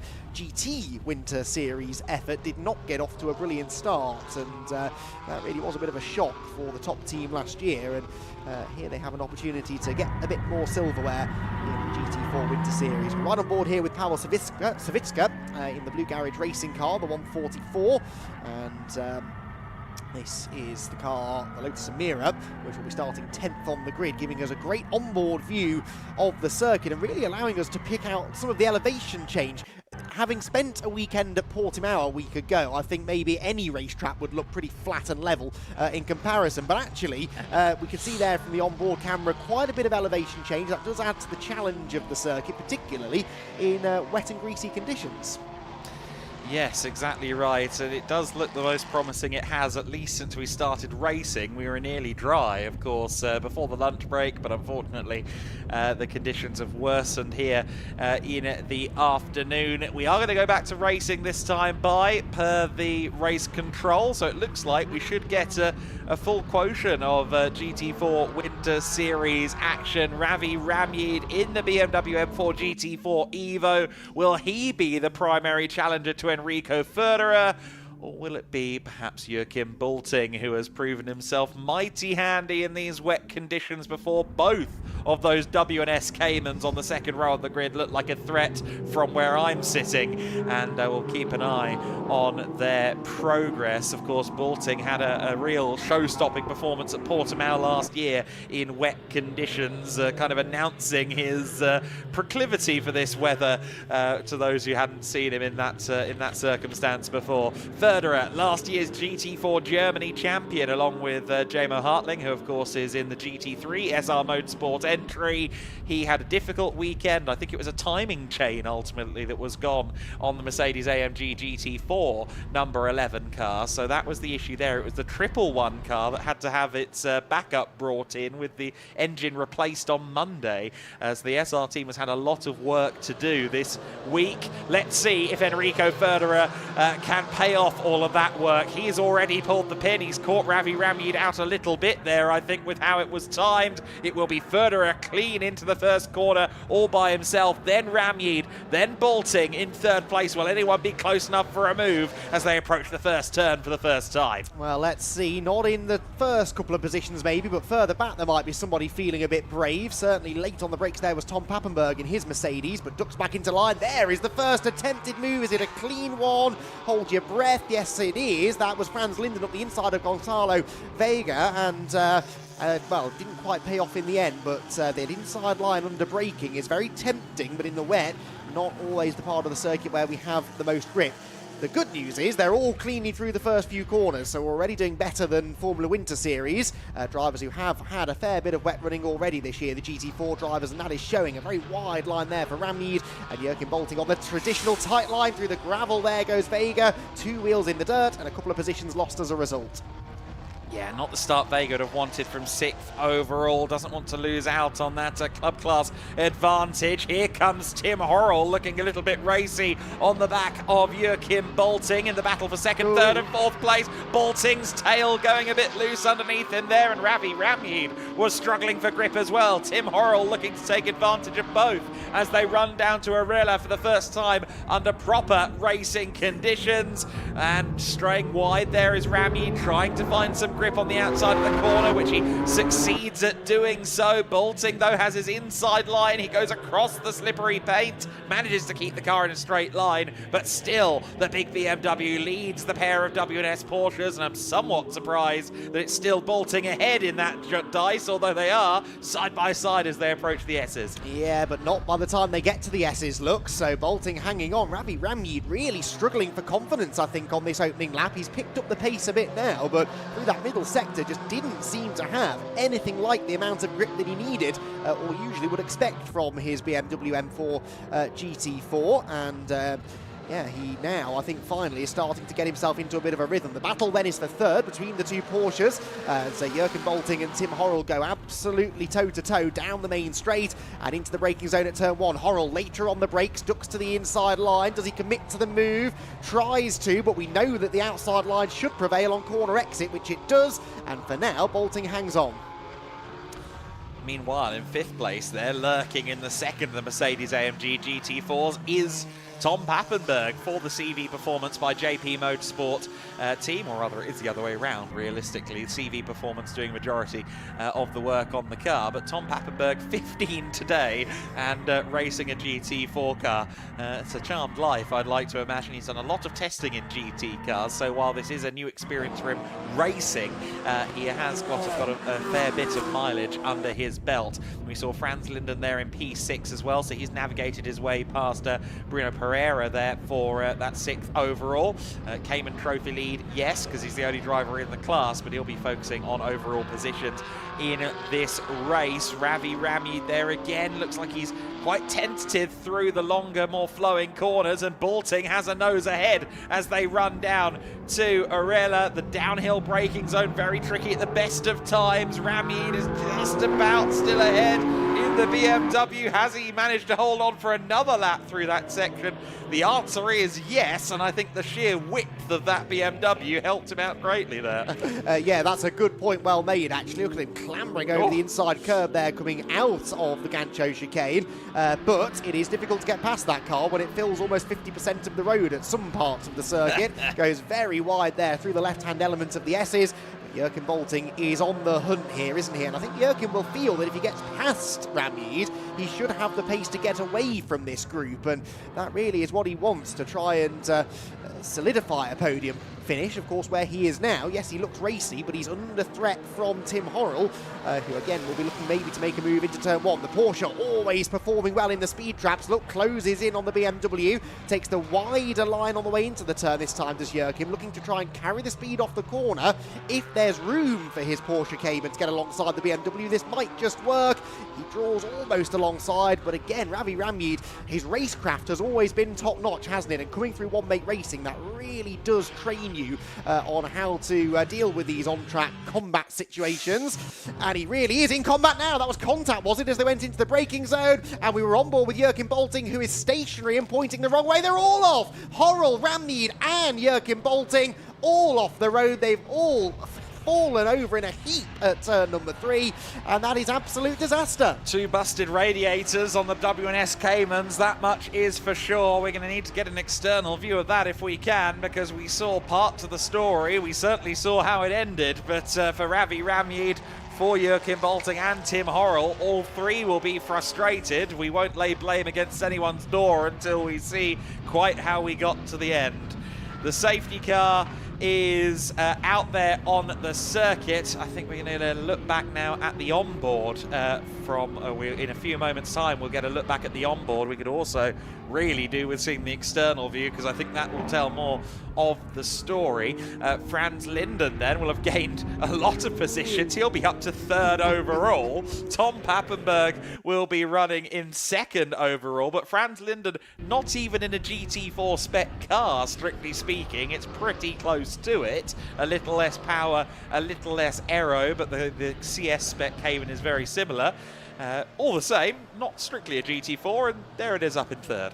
Well, that was a truly bizarre situation. You could sort of see it coming, though, couldn't you? Because Ravi was a little bit of a cork in the bottle for whatever reason, just didn't seem to have the car underneath him at that point. And both Jurgen Balting and Tim Horrell were getting ever more impatient to find a way past him, which, of course, in the end, they weren't able to do. So Mercedes AMG 1-2 now, then, with Enrico Ferderer leading from Tom Pappenberg, as you said. Tom couldn't believe his luck, I'm sure, when he saw that unfolding in front of him. He would have had ringside seats for that, because he was right behind those 3 cars. And I would love to have been able to see and indeed hear his reaction when they all fell off the circuit in front of him. He inherits 2nd, as Adam quite rightly says. It is Franz Linden 3rd, Bruno Pereira 4th, and Gonzalo Vega in 5th position, despite his little off-track excursions a little bit earlier on. You see there the 700 car then, Thilo Goss, who's now by default effectively up all the way into 8th position. With only 12 cars starting the race, losing 3 means that a lot of these drivers will get points in the overall championship, where the top 10 determine the points in the F1/FIA style. So top 10 means that everyone will score at this stage. You see there the rescue crews working hard. I think we might have a slightly lopsided ratio of trucks to broken race cars, unfortunately. This might take a couple of moments.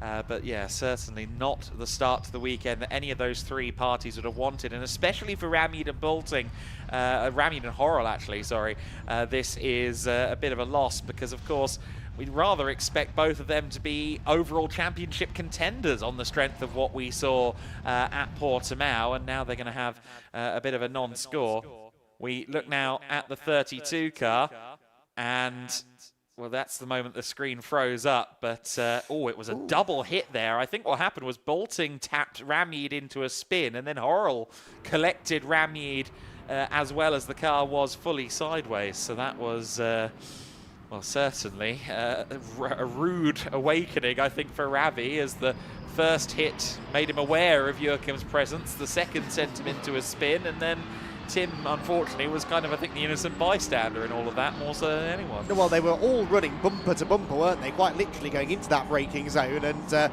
when the two cars ahead tangled, I just don't think Tim Horrell had any chance to react to that, and yeah, ended up clattering into both of them. So Tim's car will have a couple of witness marks on it, I'm sure. There'll be damage to all three, which needs to be repaired overnight ahead of races 2 and 3 of the weekend tomorrow. So significant moment that, as Adam quite rightly says, in the context of the championship, especially because Enrico Ferderer, of course, is leading. Now there is Ravi Ramyeed continuing. There is, I think, possibly some damage. Yes, I think the exhaust is hanging loose on the left-hand side of the car, so that will be of some concern. But if the tracking's okay, if it's still steering right, then I suppose he might, well, still be able to salvage a half-decent result from this. Well, he is a lap down critically as well. We did see that the car was still there and stationary when the safety car queue went past, so I think I'm right in saying that it will be a lap behind, but we'll wait and see on that front. Yes, he is indeed a lap down on the rest of the field. Joachim Bolting has just made it back into the pit lane, incidentally, so with the damage to his car, he is back around the circuit, but unfortunately taking no further part in the race, one would imagine, with what is most likely quite a heavily damaged radiator. Indeed so. So lots of work for the teams then to do overnight, and that is, as we said, not the ideal start to the weekend. Great start to the weekend, though, for SR Motorsport. Enrico Ferderer will be very pleased with the situation that he now finds himself in. And as I said, another, championship contending team, one would expect. How significant could this prove to be for the SR Motorsport by Schnitzelalm Racing squad come Barcelona at the end of the season? Tom Pappenberg, as we've documented at length, is in second position. Then the lone Cayman Trophy Porsche of Franz Linden, Bruno Pereira fourth, Gonzalo Veiga in fifth, and Wilhelm Kuhn in the second SR Motorsport Mercedes in sixth position. Class leaders, Pro, of course, led by Ferderer, and you can see the different coloured sort of lines next to the car numbers on your timing tower to denote the different classes. So Pro led by Ferderer, Pro Am now, of course, by Bruno Pereira, with the demise of Ravi Ramyeed and Tim Horrell, who were scrapping not only for second position in the race, but also for the lead of the class, as we saw there, Joachim Bolting's Am class Porsche being wheeled back into the garage, so that car's out of the way. Club class led by Veiga.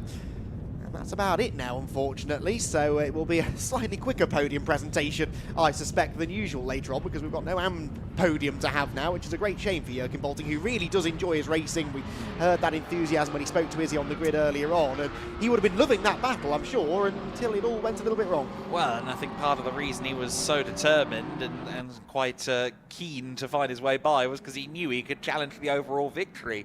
Ferderer was streaking away, but he knew he potentially had that pace to try and make a challenge.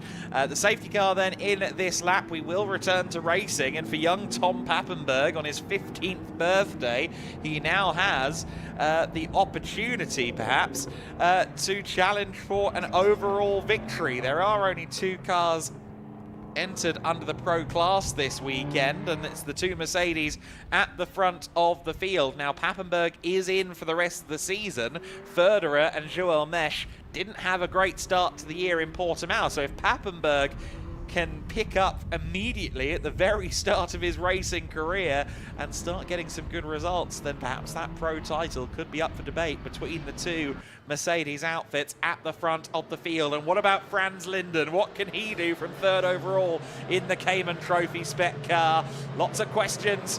11.5 minutes left to go. We see Tom Pappenberg's splitter is loose as well. That's been there since the first lap of the race. So that's a little bit of wounding on the CV Performance Mercedes, but it is the SR Motorsport Mercedes that leads the way on the approach to the first corner. As you probably would expect they're arcing away from that standing water. The McLaren didn't, though. Vega was very brave under braking. Did he stop for the corner? Just about. But going across that stream under braking for turn 1, probably not the move. No, that looked a little bit dodgy, didn't it? Just about got the car stopped, but I think did dip 2 wheels over the exit curb. Ravi Ramid there continuing on in his walking wounded BMW, just trying to score some points. Yes, he's a lap down, but if anybody else falls off the track, which is likely in these conditions, then he could still pick up some more overall positions. So clean restart, and round the left-hander at Curva VIP they head, 4th corner officially on the circuit, and then through the kink at turn 5. This is a bit of a nothing corner in the dry, but in the wet we saw last year that this caught a few people out, and I believe earlier on this weekend we've had GT4 cars in the gravel at the kink. It's not too bad now as far as standing water's concerned, although still slippery enough to catch people out. Wide there goes Bruno Pereira from 4th position.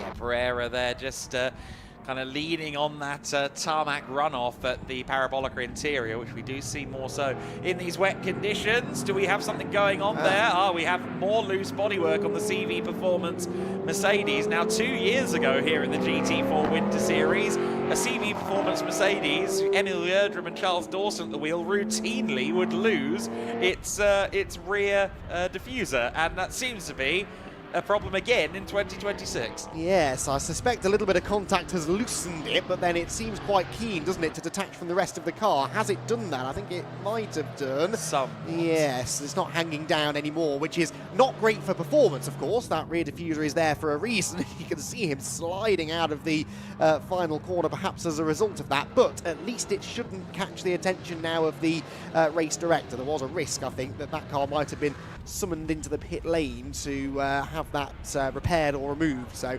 thankfully it's fallen off and he won't have to make a visit to the pit lane as a result.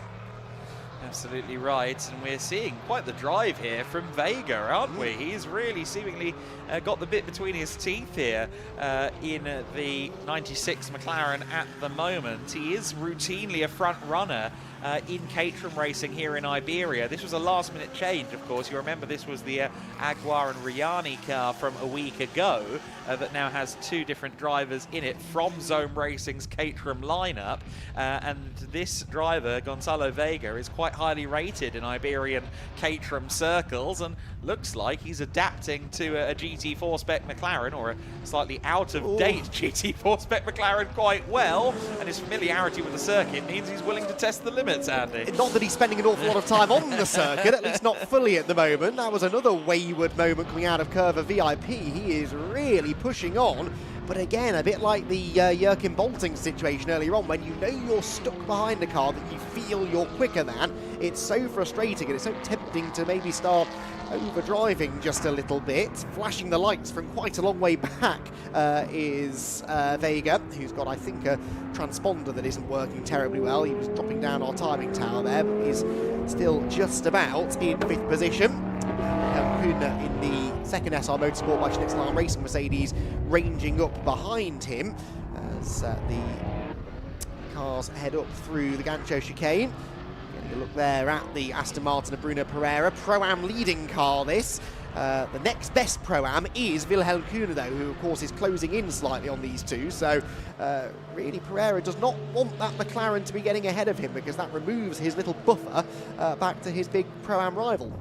Pavel Savicka looking racy as well, as we see Vega there running to the very extremes of the track limit, and frankly slightly beyond it. He does have to be a little bit careful on that front. In the slipstream now of Bruno Pereira as they run down to the 1st corner once again. Just 7 minutes left on the clock, even though it feels like we're quite a short distance into the race. So not much time here for Vega to make some forward progress. Of course, leading the club class, but clearly wanting for some more in this battle for 4th overall, while Franz Linden has disappeared up the road from them in P3. We ride on board here with Pavel Savicka. Great onboard shot here from the Blue Garage Racing Lotus Emira GT4. Quite a nice field of vision in that car. Not too many blind spots on the side or the front view, and don't see many of these Amiras running around the world globally at the moment, but the Savickas, the father-son duo, Pavel the father, Troy the son, but a good showing in at Portimão. It'll be interesting to see how they progress this weekend too.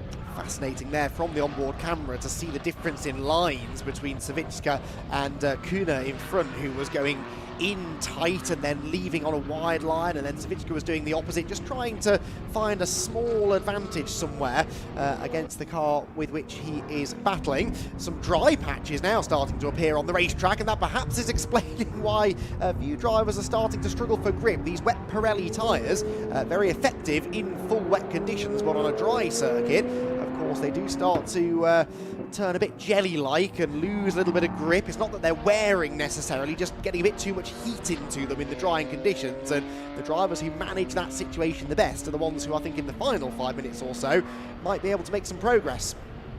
Absolutely right, and Vega with the McLaren 570S, a slightly narrower and shorter shape, or a less tall shape to cut through the air. If he gets a good run here out onto the straight, I suspect he might be able to make use of the slipstream. He's going to get a good run down the straight, not just because of that, but also because he's more willing to use the painted curbs on corner exit. Has a look to the outside. Will it turn into a look to the inside for 4th overall as they run down to the first corner? He's once again going to test himself there on that slippery ravine on the approach to the first corner.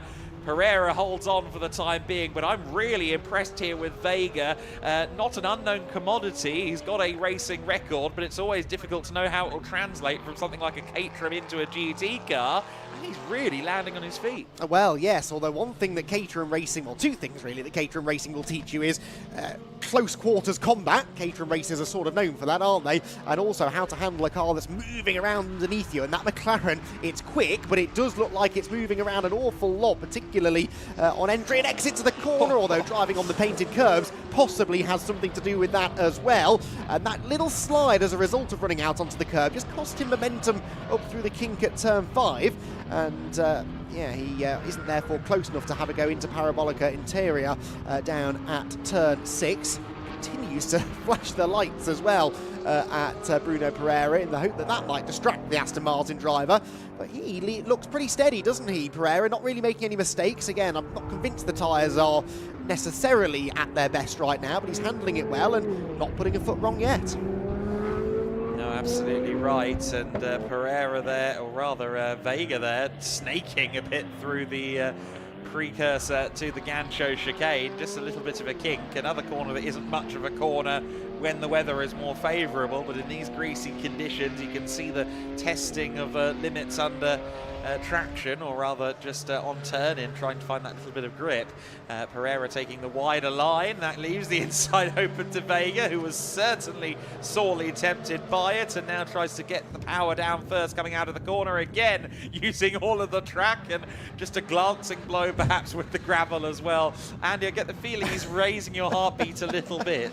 I just don't know how he's getting away with it, to be honest, but there's more grip out there than perhaps other drivers have realised. It is working for him to some extent. Behind, look, we've got Savicka closing in on Wilhelm Kuhne as well. That is actually for second place in Pro-Am between the Mercedes and the Lotus. So two interesting battles to keep one eye on each, I suppose, as the we ride aboard with the Lotus in fact now. Pavel Savicka trying to close in on another Pro-Am podium position here. Again, difference in lines perhaps into turn 3, much wider for Kuhn, but Savicka's found some grip on the inside and definitely closed in on the Mercedes there. Is it a similar story through Curva VIP? Well, actually the Lotus this time, the one that slides a little bit wider than planned, and so Kuhn will not have to defend too much, if at all, down into Parabolica Interior. But two fascinating battles, two very different cars here, of course, the Mercedes and the Lotus, and very evenly matched to this point. Yeah, absolutely right. At the front of the field, incidentally, Federer has cleared off, 6.7 seconds clear. He will begin the final lap this time by the looks of it, so we'll keep an eye on that. But here comes a move finally for 4th place from Vega. Got a good run out of Parabolica Interior, sets himself up nicely for Arella, and was already ahead really by the braking zone and continuing to push the limits. Seems quite confident in that cockpit. Extremely confident. He, again, doesn't mind the car sliding around, and finally managed to maybe just dial that aggression down a touch. Got a good exit, as you said, from the previous corner, and that set up the move. Don't throw it away now. He backs the car into the S's. He's on the grass, he's on the curb, he's heading towards the gravel trap now through the Parabolica. Ayrton Senna does get 2 wheels on the grass again. He is flirting with disaster here, but it's mightily entertaining to watch. He's on the 3rd date with it. I said that here last year as well. Linden in 3rd position should be out of harm's way. I dare suggest if Vega had got past a little bit sooner, he might have had a bid for overall podium status. Pereira still trying to find his way around the number 96 car, but Vega goes defensive into turn 1, seems to be managing the situation well. A little bit of a stab of brakes there to keep the car in line on corner exit. He's really pushing the limits, as you said, is Vega in the 96. I think we're all Gonzalo Vega fans after this drive. He's kept us firmly entertained, and you can't help but notice that now the Pro-Am battle is all in a line. It's the final lap of the race. Kuna is going to have to work quickly if he wants to try and challenge Pereira for the class win, but they are all there together. Yeah, that exchanging of positions did hold Pereira up slightly, and I think he's maybe been knocked out of his rhythm slightly as well. So yeah, Kuna and Savichka now starting to range in behind him. They kick up the spray as they head down towards turn number 6. What was the gap then at the start of the lap? 1.6 seconds, Pereira back to Kuhn. In the first sector, 6/10 slower was Pereira, so that gap really is coming down. We're on the final lap of the race, and the checkered flag can't come a moment too soon, I think, for Pereira, if he hopes to hang on to the Pro-Am class victory. Absolutely right. So then, meanwhile, here comes Enrico Ferderer through the S's now, through the Parabolica Ayrton Senna. He has driven away. He's not got much coverage for it, but what he will get is a full haul of points, a critical full haul of points after a difficult weekend with a slightly injured car last time out at Portimão. It's a win for Enrico Ferderer, his first of the season in the 2026 GT4 Winter Series, looking to claim the championship after vice-champion status in 2025. Tom Papenburg on his racing debut, 2nd overall, the 15-year-old racer. What a story that is. Linden across the line in 3rd, Vega for 4th overall, as well as the club class win, and Pereira does hold on to the Pro-Am win. Kuna was only 2/10 clear of Savichka at the end there as well. The Pro-Am battle went down to the wire. Next across the line will be Thilo Goss in the Aston Martin V8 Vantage GT4. There he comes now out of the final corner and will place in 8th position. A solid start to the weekend for him. Mattis Plushkel, of course, will be in that car for the 2nd race on Sunday morning. And once again, in qualifying, he looked very strong in wet conditions. So I expect that older Aston will be a force to be reckoned with in the races on Sunday.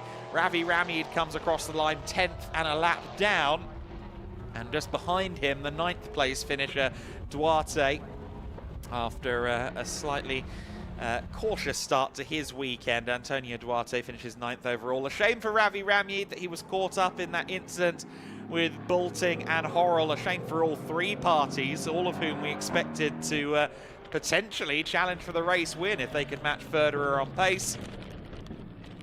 It wasn't to be, unfortunately, and now the W&S team, of course, have 2 cars to try and repair ahead of the Sunday races. I think they still have spare cars if they need them, but hopefully we will get to see that car, or both cars, back out and in fighting fit order for race 2 on Sunday morning.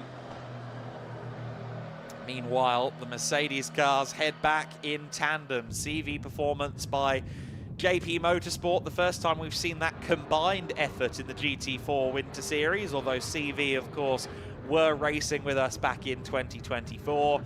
And the team with the best record in the Winter Series GT classes combined, the GT and the GT4, SR Motorsport by Schnitzelbaum with yet another victory Enrico Ferderer with yet another victory as well. That will be a measure of delight for the young German racer. I'm sure he will have big goals coming into 2026. Winning that GT4 Germany title really sets you up as a future star in GT racing. And undoubtedly, there will be big plans in his summer, perhaps including the GEDLICH Racing Summer Series. That would be very interesting to see what he can do in a GT4 car in that multi-class environment. I'm sure we'll get plenty of opportunities to talk to you about that. Emilio Petrovic from the social team there, and one of our photographers for this year, Laurie Southern, down there congratulating Enrico, who's a very open figure in the paddock, quite easy to talk to. The young man, still only 19 years of age, but very confident and sure of himself these days, and certainly the victories, the titles that have come so far are a testament to that, or indeed a bolster to that as well. We'll hear from him very shortly with Izzy Browning, but for he, and indeed for his cohort in the car, Joel Mesh, that is about the perfect start. And certainly Joel, along with JMO Hartling and a few others, were working on that car and other cars after the first weekend of the season at Portimão. They really do put their blood, sweat and tears into it down there at SR Motorsport. Let's go to Izzy. She is with Enrico. I certainly am with Enrico. Congratulations, first win of the season. I mean, it was all going on behind you, but for you, it was a nice Saturday afternoon drive. Yeah, thank you for first. Thank you. It was an awesome race. The team did a really good job. They worked the whole week from Portimão that we can make things like this happen. And thank you to all the mechanics and the team. Yeah. And before safety car and after safety car, you were off into the distance regardless. Yeah, the car was super fast. I had a really good safety car start. And yeah, I could manage it till the end. Yeah. Does the championship fight start here then, to get the win off, the monkey off your back and get the win now? Yeah, it starts here. Yeah. And what can you tell Joel for tomorrow? Obviously, he takes the car over tomorrow morning. Can he do the same? Yeah, he can do the same. Yeah, I know it. I like the confidence. Congratulations. We'll let you go and celebrate a first win for Enrico Ferderer. A great first victory then for Enrico of this season in the GT4 Winter Series. Let's look at how it was done. Highlights of the first race of the weekend here at Estoril in the GT4 Winter Series. Enrico Ferderer making use of a safety car start to the race to build himself a couple of car lengths through the last corner. By turn one, he had a fairly sizable lead, and he left second, third and fourth places to do the fighting amongst themselves. Ravi Ramyid was having to defend for both W&S Motorsport Porsches, Joachim Bulting and the Tim Horrell driven car. We saw that the 96 as well of Gonzalo Vega having a slight off-track moment in the first lap of the race as Tim Horrell was looking to get around his W&S teammate, and both of them were looking to try and find a way around the L'Espace Bienvenu BMW, but the opportunities were not forthcoming. Bulting had a couple of opportunities down at the Arela corner, turn 7 of the lap, but there was never quite enough space. And then, unfortunately, on the run down to turn 3, there was a moment of impact between the Ravi Ramyid BMW, Joachim Bulting and Tim Horrell. All three cars made contact with each other. Both W&S Porsches looked to have broken radiators. Ravi Ramyid would continue in the race, but he would be a lap down, and the car looked quite wounded. Tom Pappenberg then up to second position in amongst all of that, though he was carrying some damage to the rear bodywork of his car, which was dragging along the road and disintegrating in the path of third place man Franz Linden.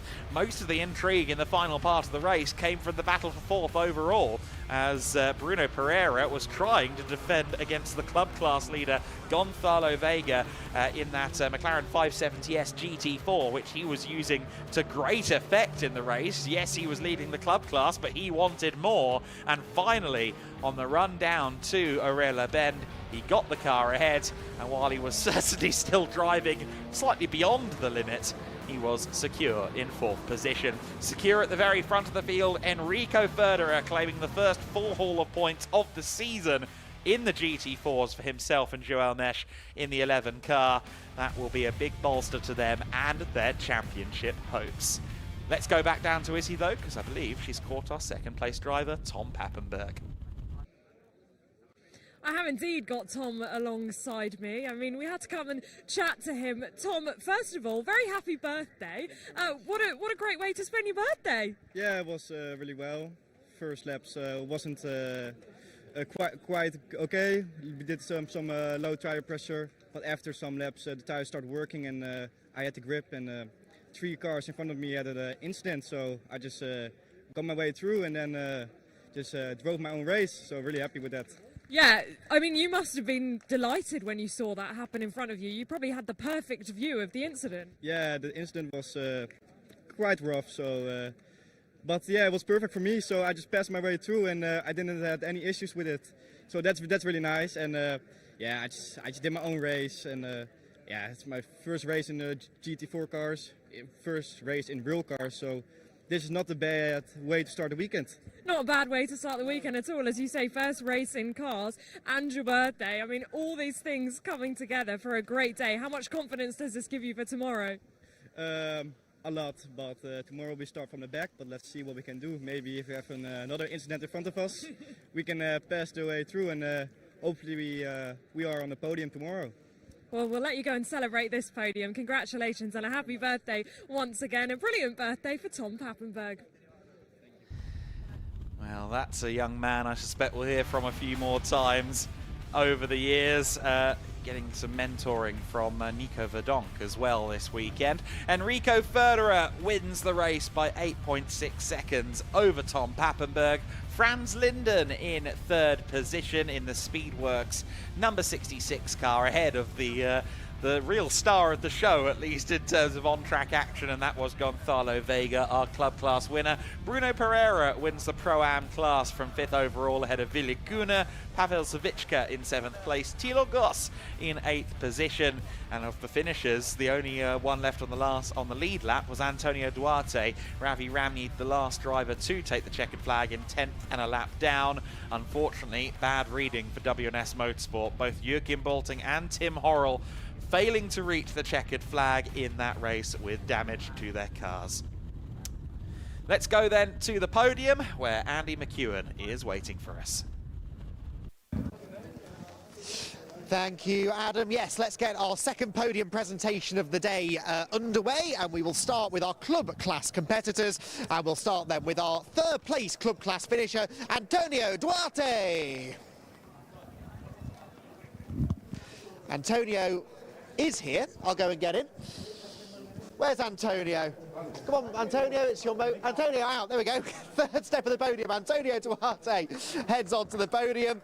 Second position in the club category, Thilo Goss. All of the drivers are huddled out of the wind inside the building, where I don't think they can hear me.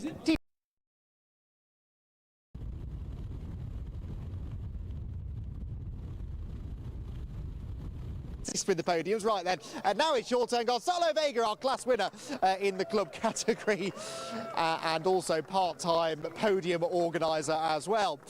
So Antonio, Thilo and Gonzalo will be celebrating on the podium. The trophies are ready to be handed out, so we've got Marcus and Sergio from GEDLICH and Florencio Caso from Pirelli on hand to hand out the trophies to our podium finishers, as the sun now really does start to shine down on the Estoril circuit and the track dries quite quickly. Quite a few drivers saying that their tyres really had gone well past their best by the end of that race, but the drivers held on well to get the podium finishes, particularly a charging Gonzalo Vega in the Zoom Racing McLaren, who we will have a chat with in a moment or two. Gonzalo, celebrating the win already, Gonzalo. That was a really hard-fought race. You seemed a lot more confident than everybody else, though.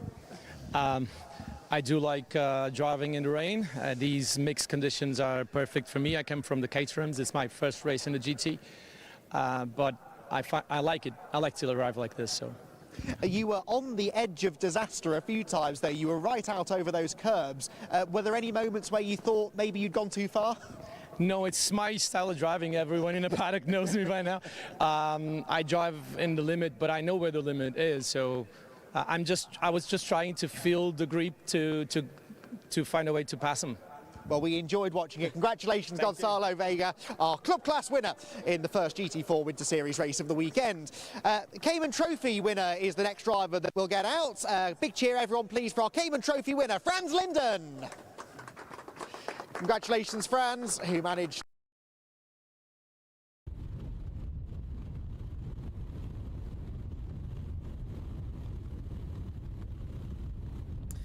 Looks like we might have lost Andy down there on the podium in the middle of that presentation, but hopefully we can go back down there in just a few moments. In fact, yes, we can. Let's go back. Let's have a little word with Franz Linden. Franz, congratulations. A really good overall result that. You must be very happy. Extremely unexpected, but also extremely happy because it's my first P3 overall at all. Wow. Was totally unexpected, but sometimes you have to be at the right place at the right time. So 3 guys were just moving track in front of me, and then the rest was still free, and I could bring it home. So perfect result for the first race of this year.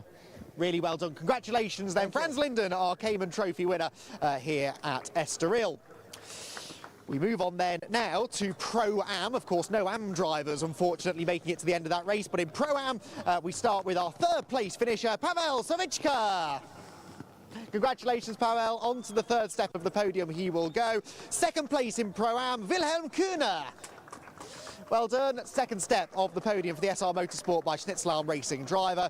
The win in Pro-Am, though, he held on right to the end. It is a victory here at Estoril for Bruno Pereira. I won't repeat what Bruno told me about his tyres as he came up onto the podium off mic. They were certainly past their best, is what he was saying to me. And he managed to just about rest.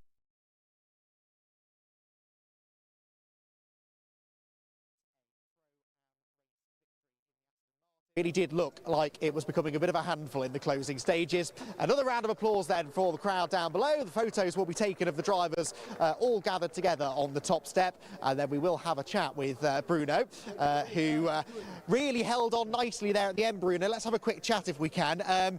I won't get you to repeat exactly what you told me about your tyres, but they were past their best, weren't they? Yes, they were. Yes, they were. The last few laps. If the race had another 5 laps, I would have been in serious trouble. We used tyres, and but we made it. We made it.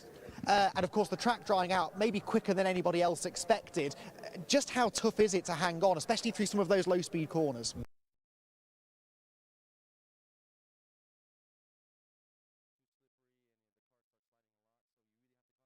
You're gone. Well, you didn't, thankfully. Congratulations on the class win then. It is Bruno Pereira who gets the win in the Pro-Am category. And we'll now move on then to our final podium presentation of the GT4 Winter Series first race of the weekend, the Pro class. Just 2 drivers to welcome to the podium. 2nd place in the Pro class, Tom Pappenberg. A hugely impressive performance that from Tom, the youngster in his first race, managing to get 2nd.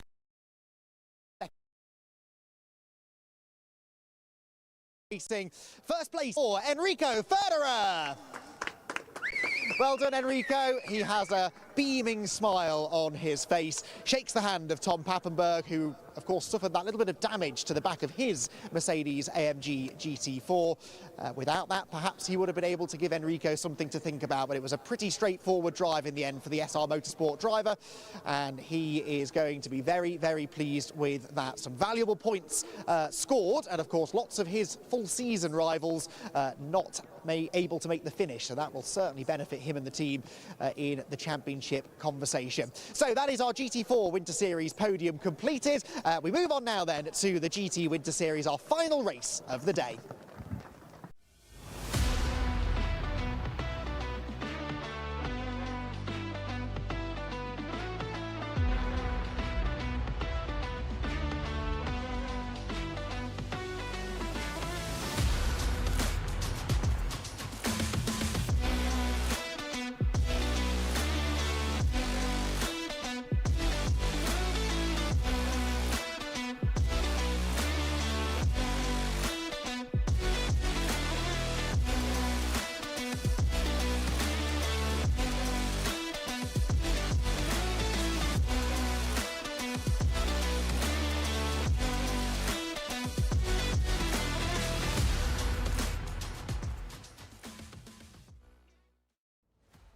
Nexano, on the path to becoming the world's largest independent business community.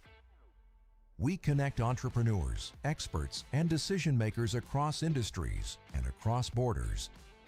In our digital ecosystem, people share knowledge, learn from each other, and grow together.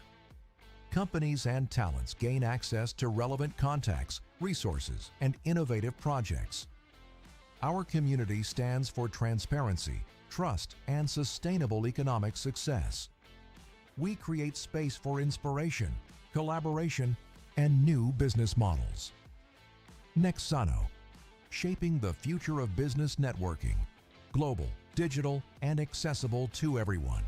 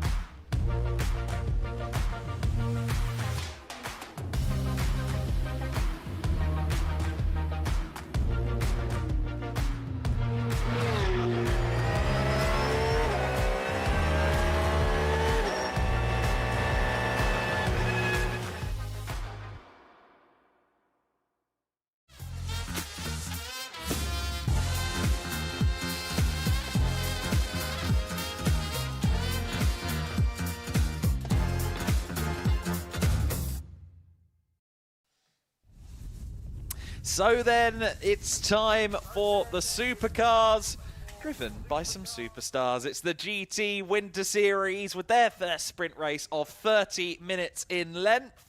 The question is, will they or won't they decide to play with slick tyres? I suspect it's a little bit too soon, looking at that run down to the first corner, but certainly there are tempting dry patches making themselves known around the circuit. It's a healthy mix of GT3 entries once again. I believe it's 9 cars in the class this weekend from a total of 16 entries, so the GT3s once again dominating proceedings by numbers, but we've got an interloper on the front row of the grid. Felix Hirsiger in the Liquimoli Team Engstler car, lining up second on the grid in a Ferrari 296 Challenge car. The 296 Challenge cars took 2 wins last year here at Circuit Estoril. We know the cars can be effective at this circuit and in these conditions. A quick note, Felix Hirsiger, yes, he's here this weekend. He didn't know either until yesterday. Hopped on a plane first thing in the morning, replacing Friedrich Müller for this weekend in the 155 Liquimoli Team Engstler entry. If you're not familiar with the name, he is the reigning Trofeo Pirelli Ferrari Challenge Europe champion. Trofeo Pirelli is their top division. That's where we've seen drivers like Dorian Pain and Nicholas Nielsen win titles. He's a very handy driver as well, the Swiss, and seeing him on this grid interloping among the GT3s, I think is going to be a very interesting storyline.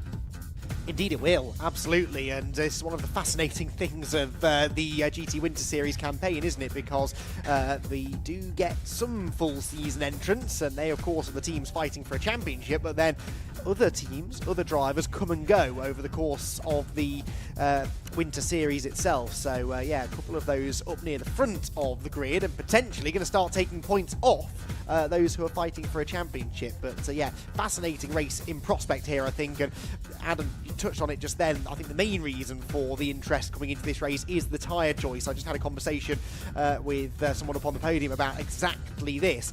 Right now, maybe the slick tyre, well, there's no maybe about it, the slick tyre would be a bit of a risk. In 10 minutes time, I think the slick tyre is the only option that you really will want. And they haven't even been released out onto the grid yet. I think by the time they are, by the time they've done a tour, it's going to be almost dry, so it's going to be interesting to see what they do. We have a new car towards the front of the field for this weekend in the GT3 category. That is the Vincenzo Sospiri Racing Lamborghini Huracan GT3 Evo 2, being piloted by Mattia Michelotto and Ignazio Zanon. They are the reigning Italian GT Championship Pro-Am Sprint title holders, and I was lucky enough to catch up with Ignazio Zanon yesterday in the paddock. For the first time in the GT3 class, at least, we're welcoming Vincenzo Sospiri Racing into the GT Winter Series. This is one of their drivers for this weekend, Ignazio Zanon. I always French that up, Zanon. But it's a new challenge for you, I suppose. You've got a more international grid. You won the Pro-Am class of Italian GT Sprint last year. But how are you thinking, or how are you feeling about this grid? I think it's a very competitive grid. As you say, it's a new challenge, a new track to learn, tricky conditions as well in the rain, so not easy, but it's a challenge I'm looking forward to. It's a good way to keep yourself busy in the off-season and have some fun. And you're very familiar with the car at this point. You've done a lot of years in the GT3 spec Lamborghini. Of course, they've got the Temerario coming. I wonder, have you had a go yet in that car? I haven't, but yeah, this year I'm probably going to be racing still in the GT4 Huracan, but maybe next year, hopefully, should be the Temerario. And we've already discussed, of course, Italian GT, which is a hugely competitive field, and you did a great job winning the Pro-Am title there. Coming here to Estoril, coming here to race against teams from across Europe, is that maybe an indication of your goals going forward? Yeah, for sure. You know, the goal is always to race in Europe, because we conquered the championship in Italy, and so you always look forward. You want to be competitive in Europe and win the important races like the 24 hours. So, of course, the goal is to come here, see where you are in comparison to other teams, European teams, and do well. Now, I know that you, of course, raced Ginettas in the UK, and you were studying in the UK as well. Where did the love for racing come in? At what point did it hit you? Because I don't believe, if I'm mistaken, you didn't do too much karting or anything before Ginettas. Yeah, exactly. I did no karting. It was a late blooming passion, let's say, but it came from my grandfather, who was very passionate about racing, Formula One, and my grandma always used to tell you stories about my grandfather going to races, following drivers. So once I tried to figure out what I really wanted to do in life, racing was the only answer for me. So while I was studying at university, I started racing with Ginetta in the UK, all around the UK, which is quite useful in these days because it's raining quite a lot. So it's quite useful for me here. I'm using what I've learned in the UK here, so that's where the passion really started. Now, I know you're here for Estoril with VSR. Are you anticipating that, at least within the Winter Series, is this a one-off weekend, or do you think we might see you again? The plan is to be a one-off, you know, just to keep yourself warm in the off-season, but you never know. You know, if the budget comes up, I would love to be back in maybe Barcelona and get to learn the track there, but we still have to see. Okay, well, we'll keep our fingers crossed for that. We're excited to see how you do this weekend, and we wish you all the luck. Thank you. So then, we'll see how that car performs. The number 66 car lining up on pole position with that man, Ignazio Zanon, at the wheel. So he seemed fairly confident, tentatively confident yesterday. And sure enough, he is on pole position for this race. But with that X factor, that is the Ferrari 296 Challenge car waiting in the wings. The power difference between a GT3 car and SRO BOP versus the Ferrari Challenge, of course, it depends which GT3 car you're dealing with, but it is well over 100 horsepower, closer to 150 horsepower in most cases. So that Ferrari, even though I think we'll probably be doing a single file start, I'm not quite certain which way we're going for that, but even if it is a single file start, that Ferrari has the potential to steam past, or at least steam alongside, on the approach to the first corner. That it certainly does. We're getting a good look here at the middle part of the circuit, seeing how wet or dry it is. It's patchy, but it's definitely more dry than wet. There's a very clear dry line there. The main areas of concern, I think, really are turn one and perhaps up here at the Gancho chicane. That often seems to take a little while to dry out. It's a low-speed traction zone as well, so really might struggle on slick tyres through there. But yeah, I think we might see a little bit of activity down on the grid of the tyre changing variety here. There'll be someone who goes for it, and they'll either end up in a gravel trap or on the top step of the podium, I suspect. I'm thinking, honestly, that more people are going to go for slicks than not. There are, yes, patches. We just saw a prime example there out of the S's into Parabolica Ayrton Senna, but in 20 minutes' time, these tyres are going to be getting eaten alive by a dry surface if they are wet tyres. So I think even if your driver is maybe a bit less experienced, playing the long game with them and getting them on the slicks is probably the right decision. But of course, you want them to have that confidence in the early minutes. Moreover, you want them and the car to survive through the early minutes. So I can understand if people do go towards wets. I'm just not necessarily expecting that many people will, but we'll have to wait and see. I suspect quite a few cars will be going up on jacks, and sure enough, I can already see SR Motorsport by Schnitzelbaum with some activity at their wheel arches.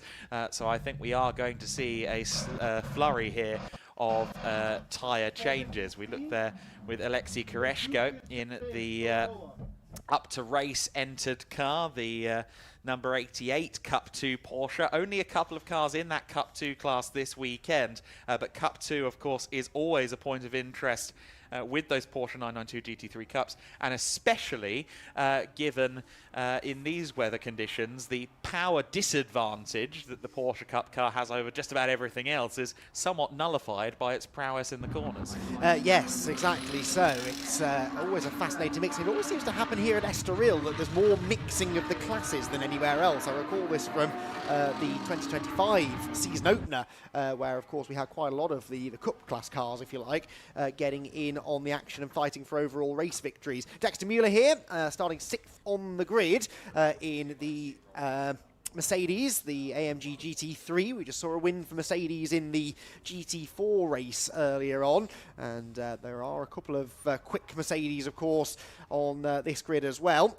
And yeah, some cars up on jacks, not all of them. Interestingly, Felix Hersiger in his Liquimoly Team Engsler car, I don't think that car's been up on the jacks yet, so perhaps they're just waiting a little while before making that final decision. Of course, you have got to be careful, though. We saw a couple of teams getting in hot water a week ago at Portimão for leaving that too late and making the decision too late, because you have to be down off the jacks. The crew have to be off the grid by a certain time, and so if you aren't, you can pick up a penalty. So if they can wait maybe a minute or two longer to make this choice on tyres, but not too much longer than that. Right, let's get down there and get some answers to our tyre-related questions, if possible. Izzy, I can see, is in position.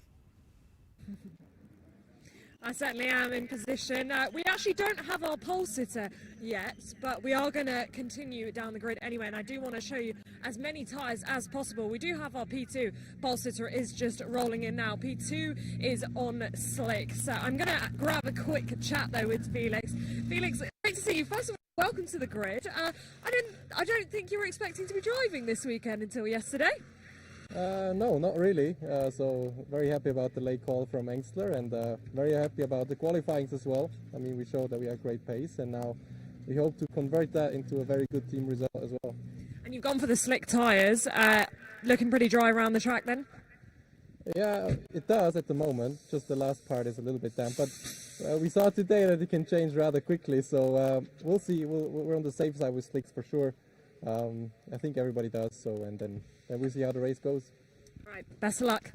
Right, we're going to continue because I do want to show you as many tyres as possible. The pole sitter has rolled in on the slick tyres, as Adam and Andy said, a new entry this weekend, and this is going to be a very intriguing start to the race. But as Felix just told me, so it's sounding like some parts of the track still are a little bit wet, but slicks is the way to go. And the number 19 also on the slick tyres. The number 11 of Kenneth Heyer also on the slick tyres. And boys, I think that's going to be the story all the way up and down the grid. But I will continue just so that you get to see as many as possible. We've got 3 minutes left. So yeah, the number 67 also on the slick tyres. Dexter Mueller alongside also on the slick tyres. I'm going to see if I can get right the way down the grid. We might have to walk quite fast. Sorry to cameraman Herbie, who has done a great job all day. The number 333 also on the slick tyres. Slick tyres on Alfredo Hernandez car. yet to see some wet tyres. There were one or two that did leave the pit lane on the wet tyres, but now, boys, I'm seeing all up and down the grid, it is slick tyres.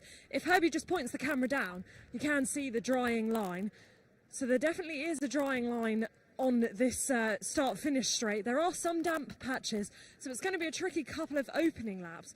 But for now, it definitely does seem like slick tyres is the way to go, and that is indeed what everybody has chosen. The Porsche Cup car alongside is on the slick tyres, although they have just covered a little bit, but they are on the slick tyres as well. And as we head towards the very back of the grid, it is indeed slick tyres for absolutely everyone on the grid, boys.